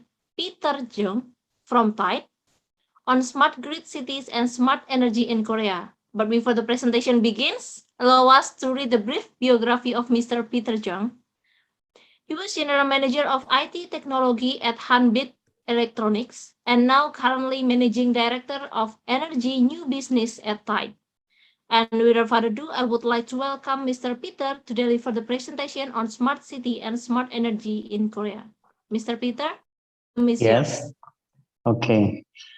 Okay. Thank you. My name is Peter Jung from Tide. I'm in charge of the business development and marketing. The first, thank you for joining today's webinar and all speakers and all attendees. And urbanization and climate change is a big issue all over the world. And low carbon policy is key point. And countries announced new policies like the promotion to environment-friendly industrial structure right now. That's why smart city projects for energy efficiency is very, very important. With smart city project, we can monitor and manage the energy consumption and demand and response. So I will present according to the following sequence: the first smart city in Korea and systems for smart city and company profile and histories for collaborative project in Indonesia. What is smart city? So many speakers already mentioned, but I want to summarize. The definition of the smart city varies greatly from country to country. In general, it is platform for improving the quality of life for citizens, enhancing the sustainability of cities and fostering new industries by utilizing the innovative technologies of first industrial revolutions. Depending on the level of economic and urban development conditions of each country, smart cities are a little bit different, but defined in various ways, and each country's approach to smart city is varied. The South Korea and European Union and IDB, they have a little bit different kind of the definitions, but almost the same. The city infrastructure and digital and communication and telecommunication technology effect to improve the quality of life for citizens. Why smart cities? Right now, rapidly urbanization and social problem. So according to the UN, by 2050, the world populations will be grow to 9 billion with urbanization rates reach up to 70%. As the population and resources consumption are concentrated in city due to rapid urbanization, and it makes various social problems, fine dust and traffic congestion and energy shortage and disaster and safety problems. So countries around the world are paying attention to smart city as a new alternative to solving urban problems. An effort to promote smart city using first industrial revolution technologies such as big data and AI and blockchain. As a matter of fact, the major countries around the world are pursuing the smart city in a variety of the ways. What is a Korean smart city? The idea of the smart city in Korea that defines the smart city as a platform to improve the quality of life for citizens, enhancing the sustainability of the cities with the innovative technology of the first industrial revolutions era. Korea is the IT-friendly country and has world-class level ICT technology, as well as world-leading companies such as Samsung, LG, and Hyundai, and so on. The smart energy and smart healthcare and smart mobility, electric vehicle, and smart building and smart society based on the big data in AI and blockchain. Right now, in Korea, status of the smart city by local government. The 78 local governments across the country have secured dedicated organizations for smart cities as of the June 2019. And totals of 67 local governments are participating in smart city support projects right now. And making people's life happy with innovative and inclusive smart cities, the 5-year mid to long-term roadmap was established to develop and expand the smart city and prepare 14 detailed tasks in 4 major sectors. There are two kind of leading model of future smart city that combine various cutting-edge technology. One is Sejong City, the other is Busan City. Sejong City concept is AI-based city and changes the daily lives of citizens through 7 innovative factors such as energy, mobility, healthcare, education, and so on. Especially AI-based traffic flow analysis and sharing and autonomous vehicle is key factors.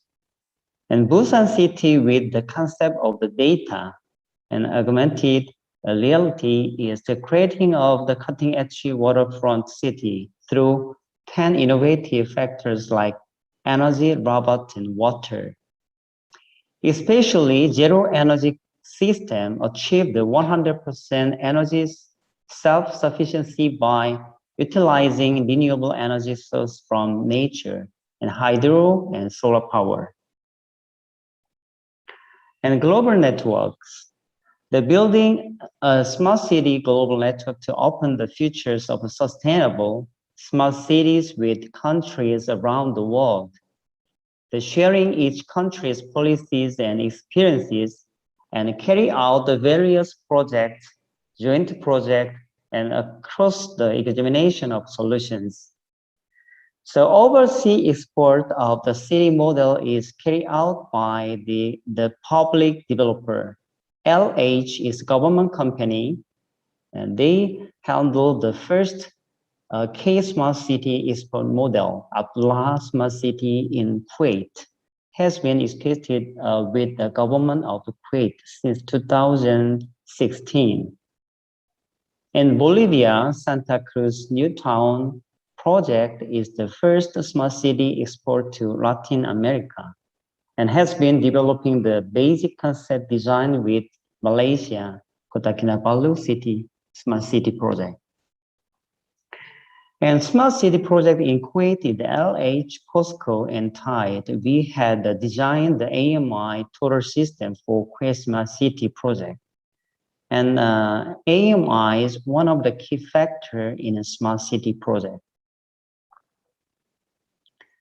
Okay, then I want to explain about the AMI systems and systems for Smart City. What systems need for Smart City? The AMI is one of the key factors of the Smart City, and for AMI solution, we need to following equipment: the smart meter and a communication modem and data concentrate units and head-end system. That is kind of the server system. Head-end system can collect the energy consumption data and energy quality data from each smart meter remotely and then control and manage from head-end system.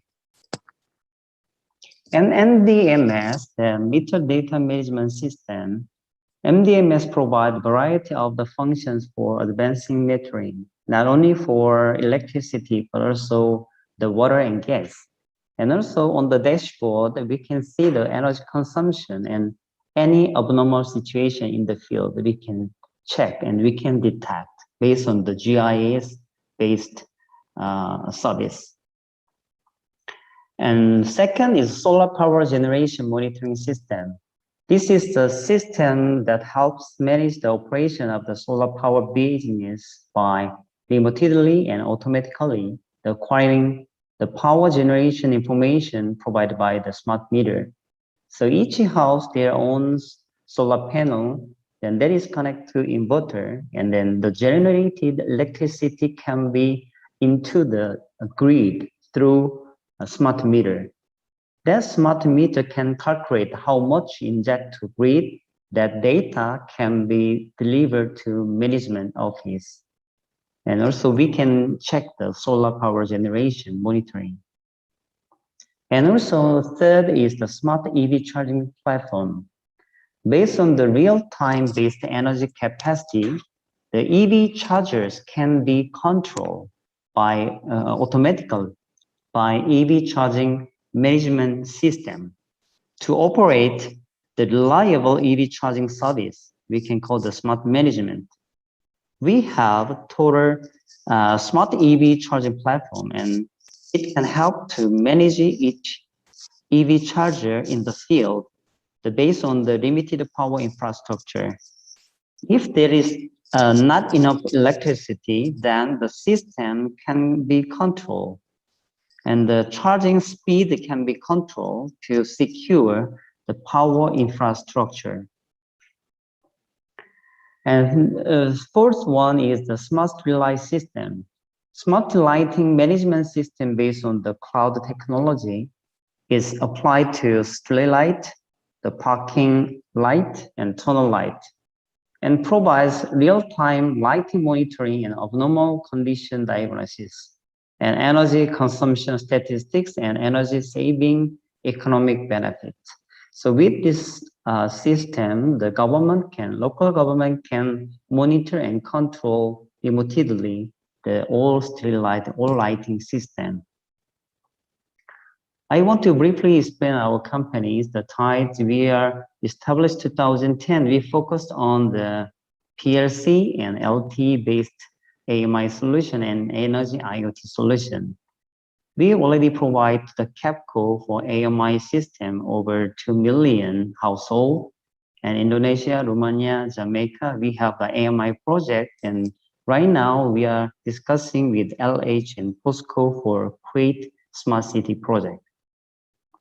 And smart city platforms from the EV charger and solar and electricity and water and gas smart metering and smart street light system we already have. And I want to explain briefly about the history of the project in Indonesia. So we have two AMI, the pilot project in Jakarta with CAPCO and BRN. And we are deploying the AMI system in Batam right now. And we are discussing with the for the EV car charging pilot project with the Nusantara, who are handling the rest area of the highway. And we are talking with the Sinarmas for the shopping mall EV charging project right now. And we provide the supply smart street light system to Indonesia partner for Jakarta City project or smart street light project. Okay, a little bit quickly, I can closing this my presentation, and thank you very much for listening my presentation, and let's build together smart city. Thank you very much. Yeah, thank you very much, Mr. Peter, Okay, for this thank you. interesting presentation. Yeah, Okay. it tells us a lot about smart city development in Korea, especially in energy system development, to metering, solar power, generation, electric vehicle, as well as the street light system and the collaboration carried out. Yeah. And well, ladies and gentlemen, as a reminder, the attendants have the opportunity to submit text question to today's presenter by typing your question into Q&A box on Zoom or via live chat on YouTube at any time during the presentation. Please mention your name, organization, and to whom the questions are posted. We will then collect the questions and address them during the Q&A session. Well, ladies and gentlemen, so let's move to our next agenda, which is a presentation from Indonesia Comnets Plus with the representative Julita Indah. But before the presentation begins, allow us to read a brief biography about Mrs. Julita. Mrs. Julita Indah holds a bachelor degree in electrical engineering of FTT PLN and received master degree. She has also received an award from the governor for her achievement in maintaining energy security and accelerating energy growth, supporting economic growth in Lampung. Up to 2018, her career began at PT PLN Persero as EVP of Product Development, and now she is currently as a Director of Enterprise Business at PT Indonesia Comnets Plus. And we're waiting any longer, I will welcome Mrs. Julita to deliver a presentation on digital solution for mobile future. Mrs. Julita, time is yours. Thank you. Bismillahirrahmanirrahim. Have a good afternoon, all speakers, panelists, also attendees. Let me introduce, I'm Julita Indah, and my responsible was enterprise business at the Indonesia Comnets Plus. As we know, the name is Icon Plus. Next. Since April 2020, PLN has launched a transformation program which consists of 4 aspirations: green, lean, innovative, and customer focus. Technology advantage is one of the enabler, and no wonder from 24 breakthrough, 17 are related to digitalization. With green aspiration, PLN would like to lead the Indonesia energy transition through rapid and efficient scale of the renewable, and lately it is also reflected in electricity supplies business plan 2021 to 2030, with more than 15% are renewable energy, which is aligned with the concept of smart environment in smart city. Lean is meant to provide the least cost of electricity for all segments from home, business, also industries. The next was innovative. PLN now is progressing in developing innovative business model and services to increase revenue from beyond KWH by optimizing existing assets. For example, utilizing its network as infrastructure to develop fiber optic connection, particularly for middle and last mile, to increase the penetration of fixed broadband internet, which can accelerate the implementation of smart city for smart village. PLN also like to delight its customer through world-class quality service in customer-focused aspiration. This is why in December 2020, PLN has launched new PLN Mobile as super apps platform, as digital platform that can be enabled by smart society. Next. Okay. This is before we get into various digital solution and connectivity, I would like to introduce about a bit about Icon Plus. Indonesia Comnets Plus Telecommunication, an IT company, is subsidiary of PT PLN. Icon Plus have the competitive advantage of the wide fiber optic based telecommunication network with the support of using the PLN network, experiencing in providing and managing ICT in power and utility industry from generation, transmission, and distribution, commercial, as well as the enterprise such as ERP, big data, back office support system. We also are committed to provide the best services for our customer in enterprise, including banking and finance, education, transportation, and also government segment, as well as retail through fixed broadband internet services. Next. As we can see, Icon has the potential to be a telecommunication company with the large coverage nationally. Our strong capability and strategic asset are more than thousands of officers across Indonesia, and more than 1 million kilometers of PLN ROV. As we know that the ROV was ROW is extra high and high voltage through the medium voltage and also low voltage. Hence, Icon Plus connectivity solution is highly competitive, which covered throughout Indonesia from Sabang to Merauke. Next. In the term of connectivity, Icon have complete solution of smart infrastructure for every need to enable smart city, also smart village. In Iconic category, our private network solution consists of clear channel for permanent and secure point-to-point connectivity, metro internet to Ethernet communication through fiber optic media, IPVPN as private communication through MPLS backbone network, and as well IPv6, particularly for remote area. For the internet, Icon bring the best-in-class internet services for the enterprise and retail segment through internet dedicated with guaranteed bandwidth and internet broadband. Next. This is I think in this topic it is important for us as a citizen of Indonesia that it's already shifting life during the pandemic. In terms of livable place, it is not just city should be more livable, but also the village does. Especially current condition with pandemic, as I said, the village has shifting live also and need to lift up the economy.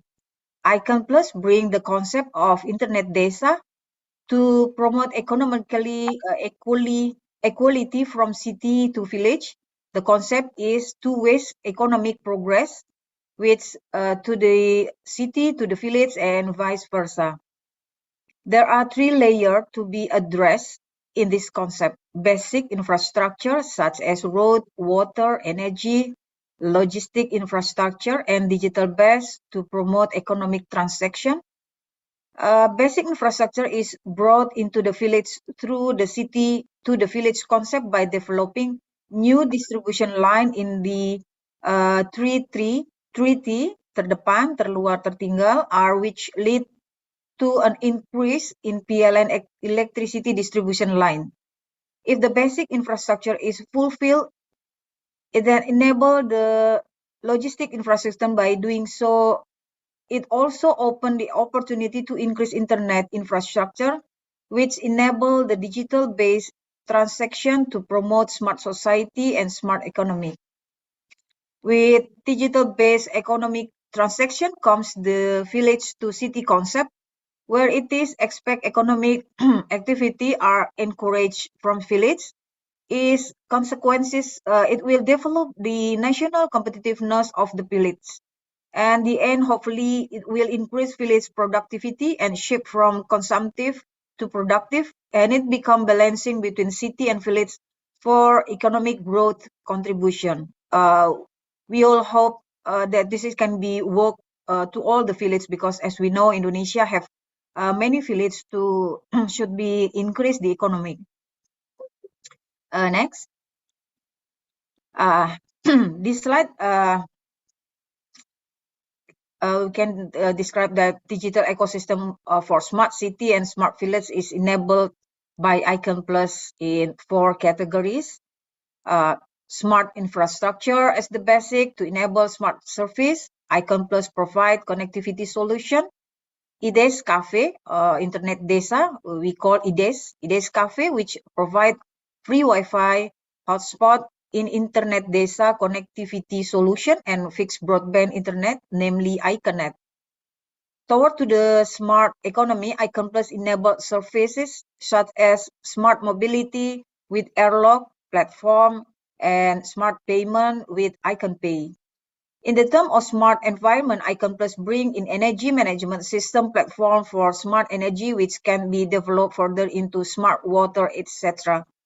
I think this is same as the previous presentation, the energy management system is quite big to be controlled to become smart city and smart environment. We also have learning management system platform which enable smart education to facilitate the learning process and communication of three parties. They are student, teacher, lecturer, and the parent. The three parties can be discussed or to be many things can be happen for student, teacher, and parents as we know the activity of the school or lecture. Next.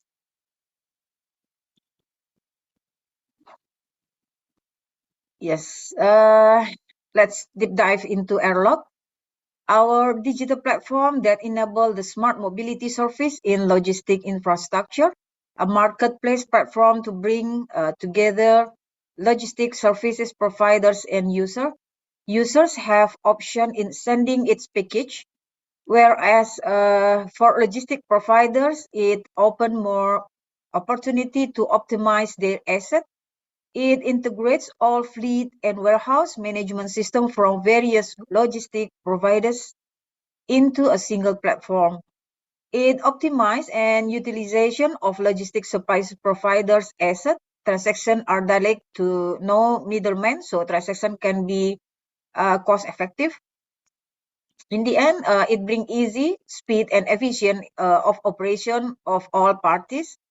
The state-owned enterprise ministry has given the mandate to Icon Plus, also together with Telkom, to build the logistic system. The logistic ecosystem to support logistic of the state-owned enterprise environment. And for this time, we still develop to fix all the demand or the feature that they need for this platform.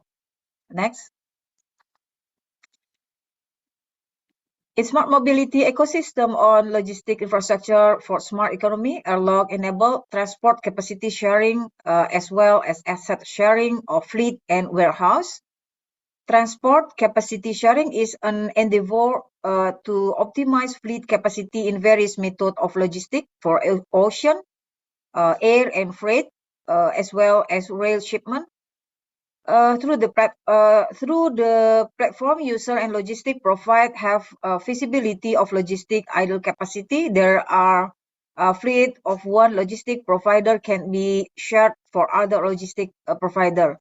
It is expected all assets, transportation, and warehouse will be optimized and efficient for state-owned enterprise environment. Next. This is about the AirTax. As we know, the government, the Ministry of Finance already built the environment of taxes and finance. So Icon connect or try to make a ecosystem about the tax. AirTax is a digital solution to enable smart government towards smart economy, where it will help government in better manage tax payment from various business. The platform integrated tax transaction as at the company of Directorate General of Taxation. As we know, the name is DGP. AirTax covers not just invoice, but also it has the capability to monitor and evaluate tax transaction via dashboard.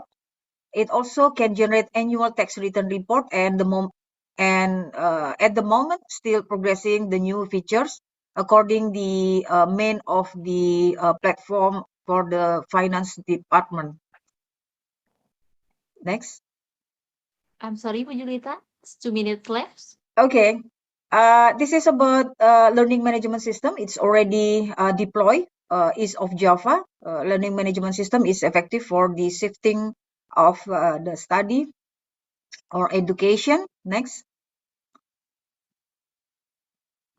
I think this is the same. And the last is energy management system. It's okay. Data customer side brought into data center, proceed and display through energy management system dashboard. Features consists of trend and analysis of billing and token purchasing, outage management, electricity quality trend, and also analysis and monitoring and control IoT system. I think we jump to the slide 16. This is the topological, this is the dashboard, jump to the 16. Yes, this is the last presentation. To answer the need of smart lifestyle, PLN Group is transforming by developing a super apps, namely PLN Mobile, has been downloaded by more than 15 million subscribers and continue to grow. The super apps integrated the digital or existing business process into one hand and transform from supply-driven to demand-driven. In addition to the core business, PLN Mobile, we are building services feature from beyond KWH.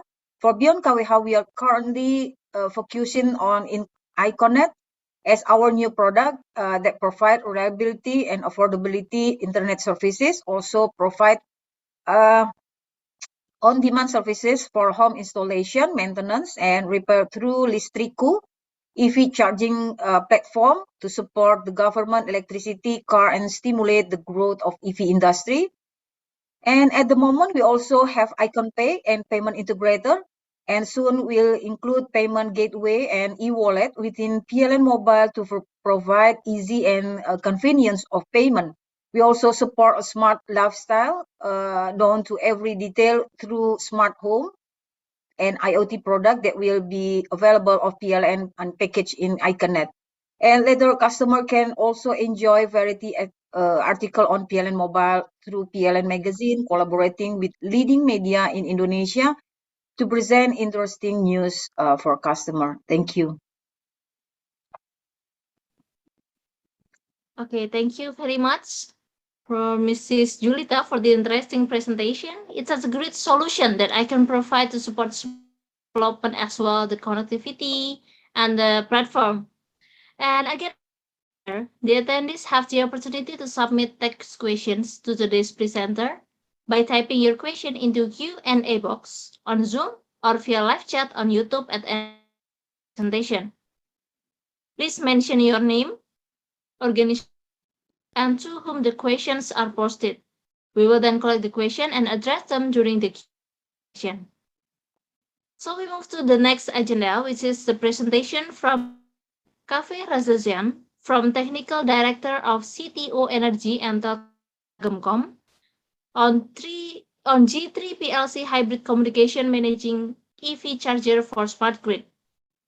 But before the presentation begins, let me read a brief biography of Mr. Cafe Razazian.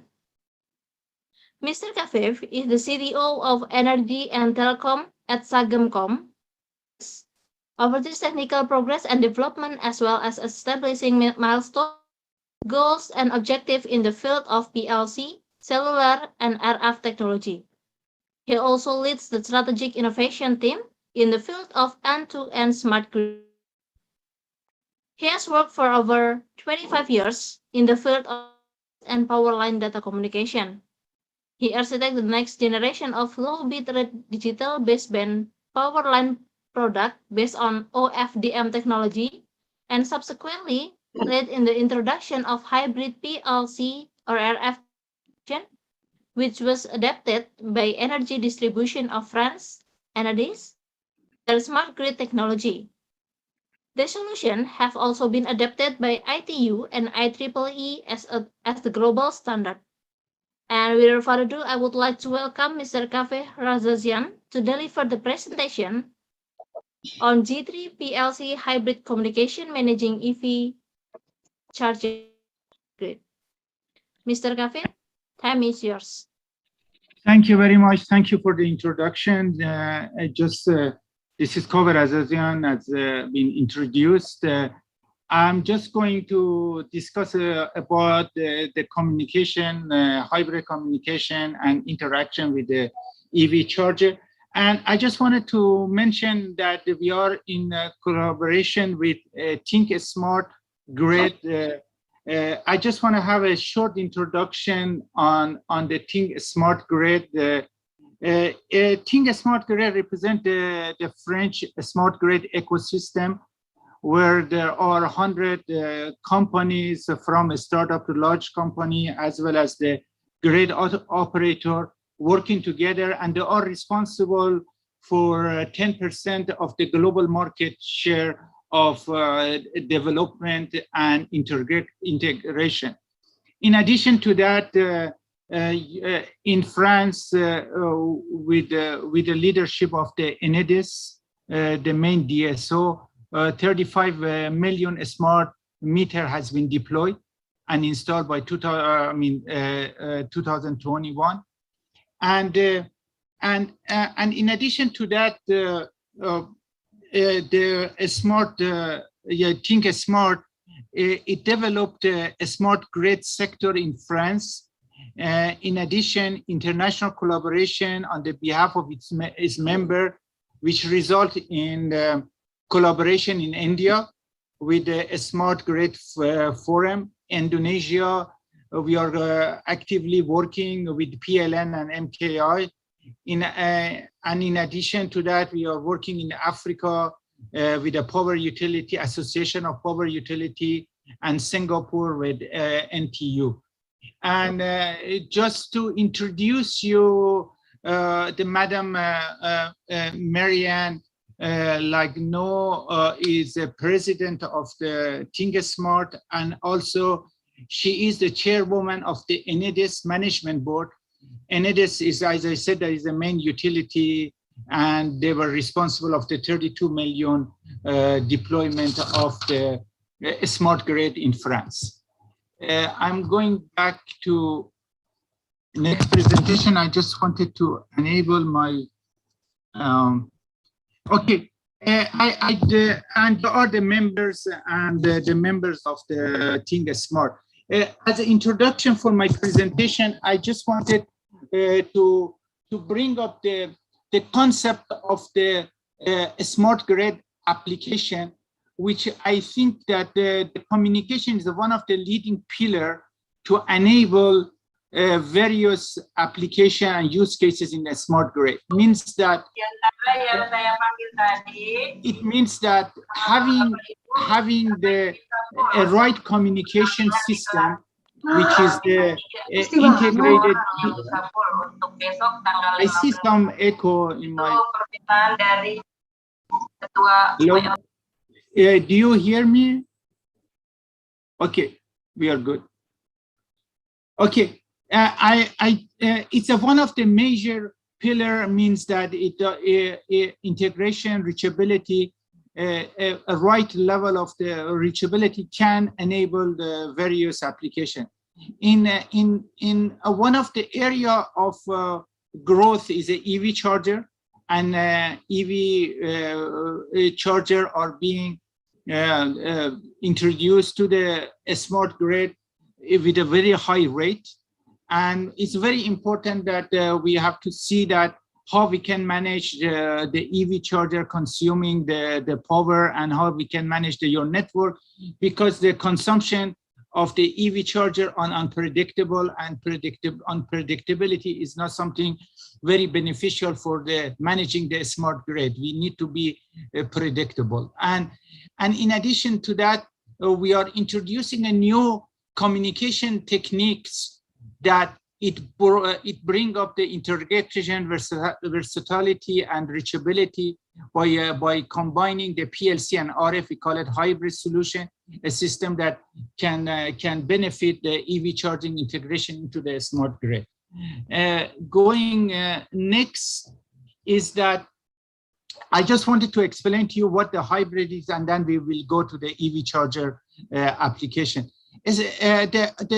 The G3 hybrid technology is a combination of the hybrid, combination of the PLC and RF technology in one solution. And the device has the intelligence to select whether it has to use the PLC or RF to communicate to the device. Means that if there is a reachability problem with the PLC, it switches to the RF and vice versa. And as a result of this capability, the reachability of the communication link improves. And not only that, when you improve your reachability, you also can introduce new services to your customer. In addition to that, because of having the RF technology, you can introduce new use cases like a last gas, means that if a meter or a device is out of power, it can be reported to the central office that there are anomaly in the network, or multi-energy application where electricity meter can collect the data from the gas meter and water meter and through the RF technology. Means that not only improve the reachability, but also it offers new services to the network. And the most, not the least important factor is open standard and interoperable solution. Is not confined with one companies or one entity to offer you a solution. The solution can be developed by wide range of system integrator. You can work with a wide range of system integrator, and it is interoperable among all the participants. And as I mentioned, that one of the very nice use cases that I mentioned in the bottom is that in any communication there are going to be a lack of the reachability, because there is a link that it cannot communicate, and then in this case like a power line communication cannot communicate to the data concentrator, and as a result of that, the RF, the device will change automatically to the RF communication from the PLC, will communicate to another device for another zone, and able to forward the information and data and to the data concentrator. That's a very typical use case. We have done some deployment in the past, and the pilot in Indonesia, we have seen that this use case is very normal. You can see it in Indonesia, and it's going to benefit in a smart grid deployment greatly. And I wanted to say that we have done the deployment in India as well. And you can see that in the case of the RF only solution, you can see that your communication between the building in the back and the building in the front, there is no RF communication because of the way the orientation of the buildings are. And RF signals are very strong in front of the building, not in the back. And that's why in the hybrid technology, the PLC was able to make a connection from the back building to the front building, and then front building become a repeater in the network to forward the data to the DCU. It's a practical approach that it really improves the reachability. Now, having said that, in EV arena, EV charger arena, there is something that is not very clear. The point here is that who owns and manage the EV charger? In reality, what the world and global market is showing, it does not belong to the DSO or a network operator. It belongs to the third party. Means that there are individual third party that they develop the EV charger, and then they create the network, and then they buy the power from the utility, and then they use it. And there are two very known use cases. One use case is that single family home, people, they have a single home, they use the charger, or in the multi-residential home. Multi-residential is a multiple of the EV charger, but normally what they do is that they bring a secondary power cable, that this secondary power cable are being responsible for the EV charger. And sometimes this EV charger, they are very expensive. It's been managed by the third party. It means that it has nothing to do with the residents even. Even the third party will manage the distribution of the power to the electricity. And I just wanted to give you some kind of statistic, is that in the multi-residential home, I just wanted to say that the way that people are living and the way that people are interacting, affecting on the EV charger behavior and usage. For instance, in the United States, 82% of the people are living in the single-family home. The way they use the EV charger is completely different. They use it at home at night, but we can see that in Europe, 43% of the people are living in the apartment building, multi-residential building, versus the US, North America is 14%. Therefore, there are more EV charger for the multi-residential, and more EV charger in multi-residential means that the more third party are being involved to providing the electricity to the consumer for charging their cars. As a result of that, it become a complex problem for the DSO, because how they can manage the consumption. And normally in the residential and multi-family homes, the EV charger are designed on the two category. One is that there are multiple EV chargers, and the EV charger, they have the intelligence. Then the user can write that what time of day he wants to charge his car and what duration, because the duration of the charge is going to affect how much power you need. If someone wants to do it in 8 hours, is different with someone can do it in 2 hours, and then the prices are different. That means that the duration and the what time of the day is very important. Some system adaptively, by getting this information, they make a determination that when the car has to be charged based on the amount of the power that they can use. There are some other devices, they can do randomly, they switch on and off, like a controller that switch on and off the charger, means that there is one power coming to multiple charger, and then the charger are being on and off randomly to charge the car. That means that what I'm trying to say here is that in the EV charger, where the third party is controlling and providing the electricity, there are information available that this information not accessible to the DSO. It is built into their system because it's a third party.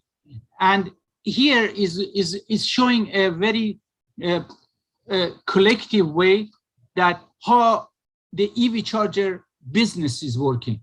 The EV charger business is that someone as a third party company provide the EV charging network to the residential home. And that is independent from the network operator.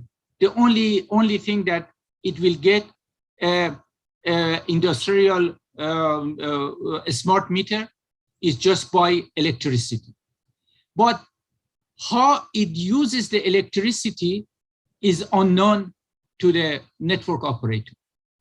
And as a result of that, those information are being managed by the third party, and network operator doesn't know. That network operator doesn't know that when the electricity are being consumed. Because as I mentioned that in the previous presentation, previous slide, that they have a prior knowledge how the consumer are going to be using, because they program their devices that when they want it to be charged and what is the duration. Means that those information available, they exactly know that how much power they're going to be using. But this information are not being shared by to the network operator. If it gets shared, the network operator has a prior knowledge that how much power is going to be used by the EV charger. As a result of that, one of the reasons is the communication. The communication between the sub-meters for the EV charger and the main smart meter is not there. And that's why we are offering that the hybrid technology using the PLC and RF, it creates the right level of the reachability that can interact with the sub-metering of the EV charger and will result in interaction between the sub-meters and the main meters, a smart meter, and provide this information so that the network operator can manage their network more effectively and more dynamically. They know exactly where the energies are being consumed, and can they divert the energy correctly within the network. And I wanted to say, yeah. It's 2 minutes left. 2 minutes, sure. I have 2 more slides, I'm done. I just wanted to say that this concept of the hybrid technology on managing EV charger is very important, because things are changing in the world. I just wanted to give you a use case of the British Petroleum is getting to producing the energy, and even is getting into the EV charging. Means that they're going to be producing energy and they're going to be selling the EV charger. What they're going to do, they're going to use the network operator the grid to transfer the energy. In order for network operator to manage their network, they need to be able to have a means of communication to be able to get that information to manage the network. Otherwise, it would be very complicated to manage the unpredictable consumption of the energy in the network. In conclusion, as I said, that the EV charger is very vital for a grid operator to manage their network loading. The amount of the load is going to be putting in their network is unpredictable, and a digital hybrid technology with the PLC and RF facilitate interaction and intercommunication between the smart meter and EV charger, and based on that they can get the power consumption, time and date, and based on that they can manage their network. And this would conclude my presentation. Thank you very much. Okay, thank you very much, Mr. Cafe Verdazian, for the presentation. It's all about the G3 PLC and then RF hybrid. And now we have the second session for Q&A.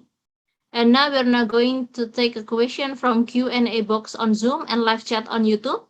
So let me invite Mr. Peter, Mrs. Julita, and then Mrs. Cafe to switch on the camera. Yeah, and as a reminder, the webinar participant can still submit the question through the Q&A box on Zoom and live chat on YouTube. Please also fill the presence from the post on chatroom Zoom and live chat on YouTube, so you will receive an e-certificate for the webinar's participation as well as the presentation materials. Well, ladies and gentlemen, so we move for the first questions that it will be for Mr. Peter. There's a question from Mr. Ahmad. What is the current challenge for the development of EV charging, especially in Indonesia or maybe in Asia? Would you mind to answer it? Yes. I already mentioned, I already typed on the that Q&A sector. Then, okay, I can explain to you. Okay, first, big challenge is for the business point of view. The current challenges for deployments of the EV charging station is commercial and economy point of view is not so attractive yet. But you know, the EV charging station invest a lot of money for EV charging station and power distribution task, many things. Because right now the quantity of EV electric vehicle is not so many in Indonesia, I think. So, but that's why it is not so profitable for investor point of view. But this challenge is what is the first, you know, the chicken and egg. So to deploy the many EV charger and then EV cars need, but for the EV car, the EV charger also need more and more. So this worry about that, because in Korea a few years ago, very similar situation in Indonesia. So, but there are around 150,000 EV cars and growing up fastly.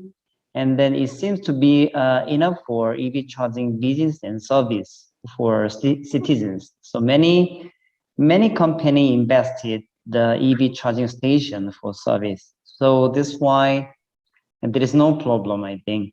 But another key factor of the challenging is the limited power capacity. For example, some places power is not enough and distribution line, but somebody deploy many EV charging station in that one area, then that's very dangerous to be the shutdown.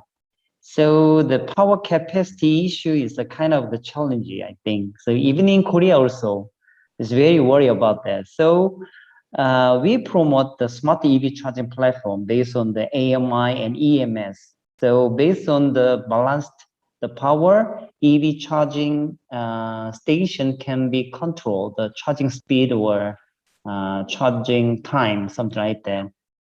And also, I think it is better to focus on the slow charger than fast charger, because he mentioned already. I forgot this Mr. Kaven from the Sajjan company. He mentioned about the for house charger, for housing. There are so many people they want to charge, so that's why slow charger 3 kilowatt and 7 kilowatt is enough.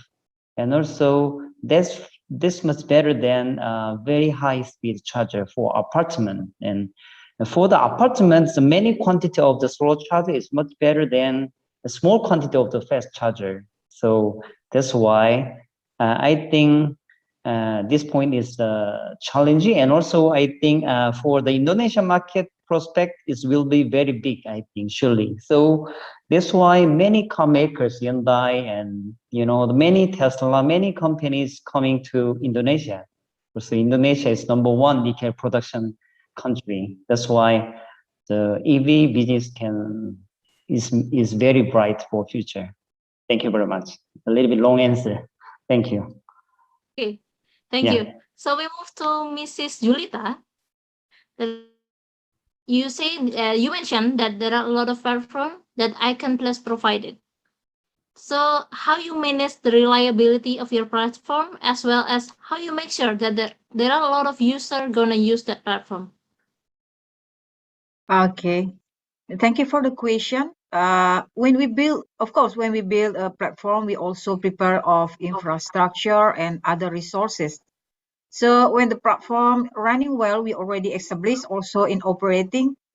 And before deploy to production, we also applied performance test or stress test to ensure the system is reliable when used by big number of users.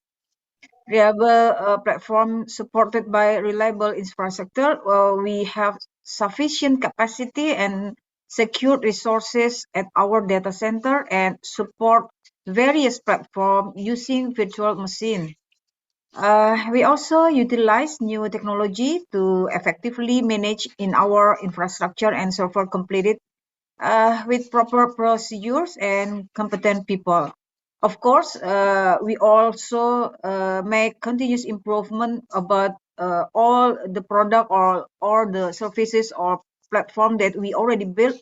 So the customer or all the subscriber that use this application or platform always be satisfied, and we try hard to reduce any complaining about this, especially for the finance transactional. Thank you. Okay, Bu Julita, I want to know about the marketing strategy of your platform. Is there any marketing strategy that you provide to make sure that all of users gonna use that platform? Pardon, Miss. Can you repeat? Oh yeah. It's unstable my connectivity here because. Okay. Okay. Yeah. Since you have a lot of platform, I'm sure that you want that a lot of users gonna use that platform, right? Yes. Yeah. So management that you use to attract any users or attract people to use your platform. Okay. Thank you for the question. Of course, about marketing, all the marketing is give a promotion to user and the client. Also, we know about the gimmick of the system. We try hard about the promotion, which is effectively so can invite it more subscriber. in order to make them engage, and at the beginning, when they engage and love the platform. So I think it's regularly marketing about that. So it's not special, but for invited, the subscriber, many of promotion and many of what can I say about the subscriber will be attract to install the gimmick of the promotion, many things that can be provided from us. So, but for especially for PLN mobile, PLN super apps of PLN mobile, everything is on hand. So the people, the priority of they need is about the electricity and services of electricity. That make the subscriber is very quite big number for this time in just 1 year. So based on that, so we optimistic that this platform will be big, and other platform also that we build according to the priority needed by people or citizen. So the platform will be attract more subscriber. So we not build the platform that not be priority for the citizen, because that's the key when we build the platform. Okay, thank you very much, Bu Julita. And then we move to Mr. Kafe Razasian. Is there any question from Mrs. Asatri Kartika? Whether the existing EV ecosystem also takes into account the stability of power energy so that the system keeps stable. As we know, there is a plug in to charge. Can you repeat? I had the communication issue. Can you repeat the question, please? Yeah. Whether the existing EV ecosystem also takes into account the stability of power energy, so that the energy system keeps stable. As we know, there is a ramp when we plug in the EV charging. Yes, yeah, there is a ramp on the using the EV charger, and one of the thing that today they are doing, because the information are not giving back to the network operator right now. The way that the EV charger deployment is happening is a third party is buying electricity, and the smart meter that they're using, it has a level that if you consume or you take the electricity more than that, it will stop. It shut down the power. This is a very mechanical way to managing the network, because the information are not being given to the network operator to manage their capacity. And as a result of that, if it is ramp up, if it has a ramp up, the consequence of the ramping up, and the ramp up is very high, then the electricity meter will shut down. Means that the power will stop, and that's why what the third party does when the power shut down, they identify where the overconsumption is, and based on that adaptive mechanism that they develop inside the charger, they redistribute the charger in such a way that to get the power back. Means that right now it's pretty much is a mechanical way. My presentation was that from this mechanical approach, we're going to go to the dynamic approach. Dynamic approach is that you feed back the information, then the capacity management is going to be better, and we will not have this problem with the ramping up the EV charger causing the problem. Well, okay, thank you. And then we have still time. So if there are any questions, the speakers, maybe you may asking for the question to maybe is there any question? So we can have a discussion.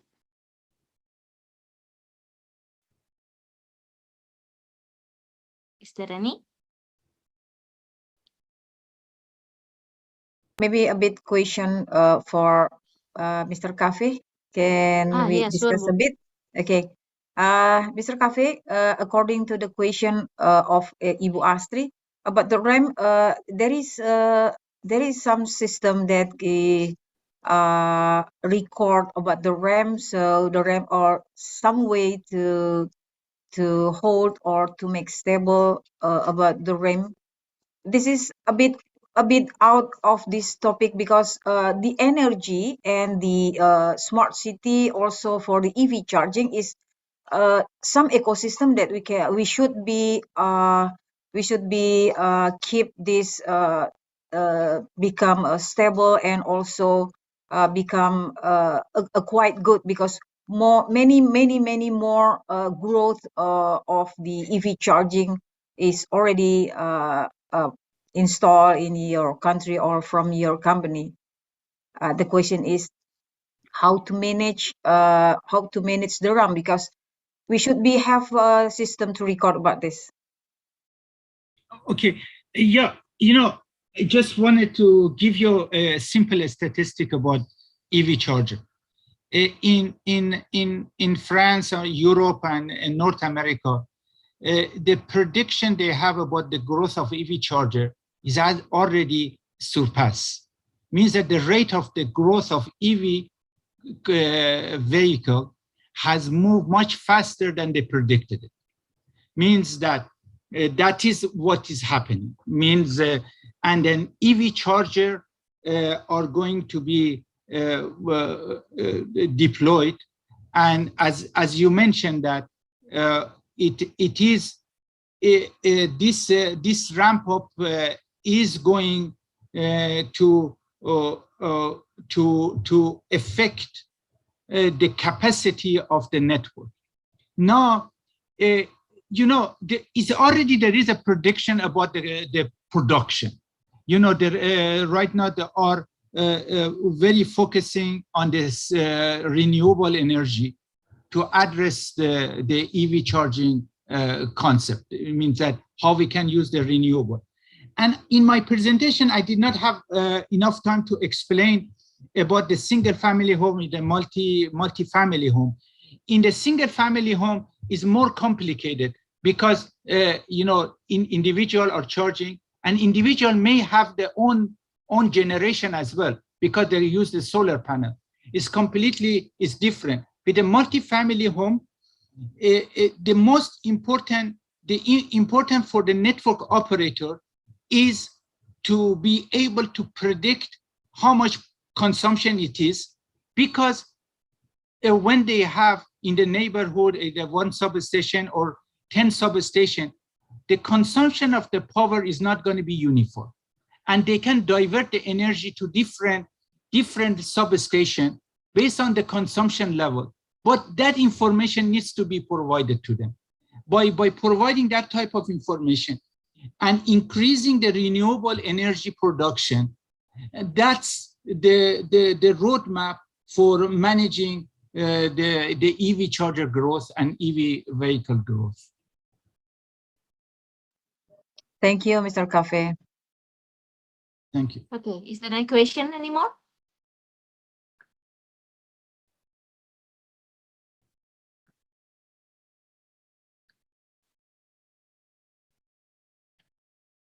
Okay, now I would like to Mr. Peter. Yes.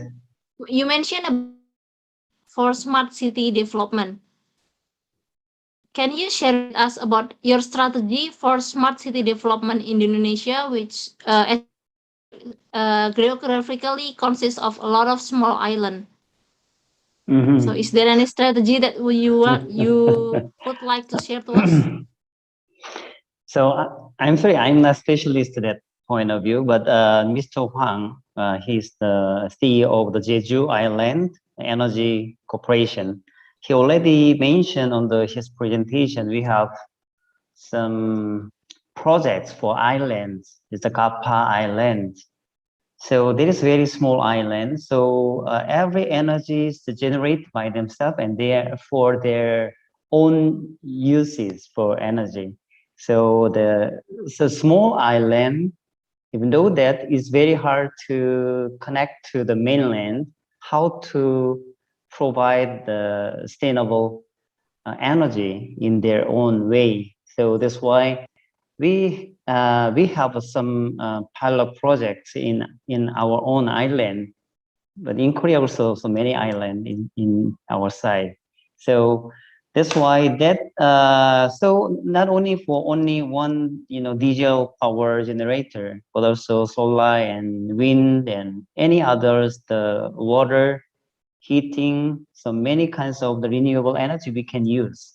But what is the cheaper one for the business point of view and economic point of view? So as far as I know, we have some data in our KEPCO, a Korean utility company, and Jeju Island. So we can get tips from them also. I think in Indonesia also many projects for microgrid, we can call the microgrid.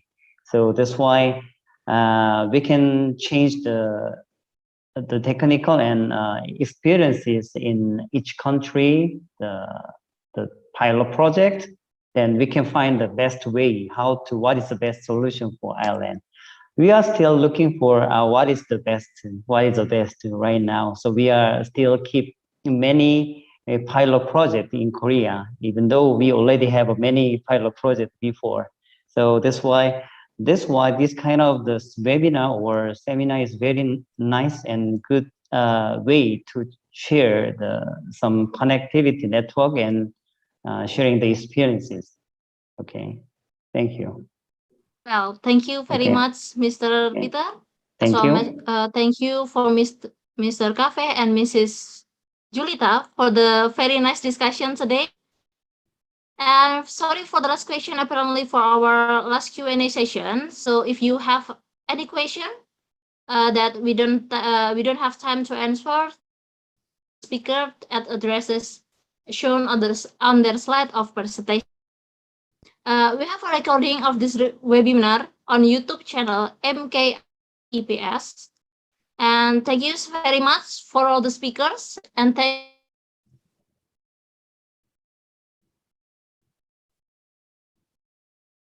technologies.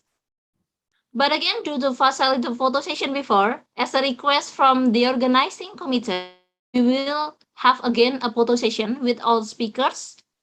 Hope you don't mind to switch on your camera. Okay. We will count down from 3 to 1. Okay, ready? 3, 2, 1. Well, thank you very much. Okay, as mentioned earlier, today's webinar is of MKI Smart Grid Webinar Series out of 10 episodes.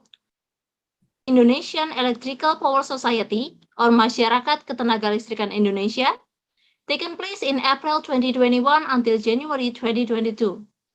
It's supported by PLN Persero and sponsored by Type, Huawei, KEPCO, Hitachi ABB Power Grid, Siemens, ABB Sakti Industri, Trillian, Wärtsilä, LS Electric, GE Grid Solution, Mitsubishi Power, PT Indonesia or Icon Plus, and in partnership with Think Smart Grid Friends, as well as the Energy Academy Indonesia or EKADIN. On behalf of Indonesian Electrical Society or Masyarakat Ketenagalistrikan Indonesia, thank you for joining today. We hope to see you all again in the next episode of MKI Smart Grid Webinar Series that will be 8th of November 2021 on driving a sustainable future through digitalization and automation distribution. And for the highlight of 76th National Electricity Day commemoration, there will be a show which will be broadcast on the on the 30th at 6 o'clock at CNN Indonesia TV station. So and we will keep you all updated on the detail via email. If your company is interested to be sponsor or speaker in the next MKI Webinar Series, feel free to contact us at mki.secrt@gmail.com. Thank you very much for your attention. I'm sorry if there are any mistakes during guiding this event. Thank you and have a great rest of your day.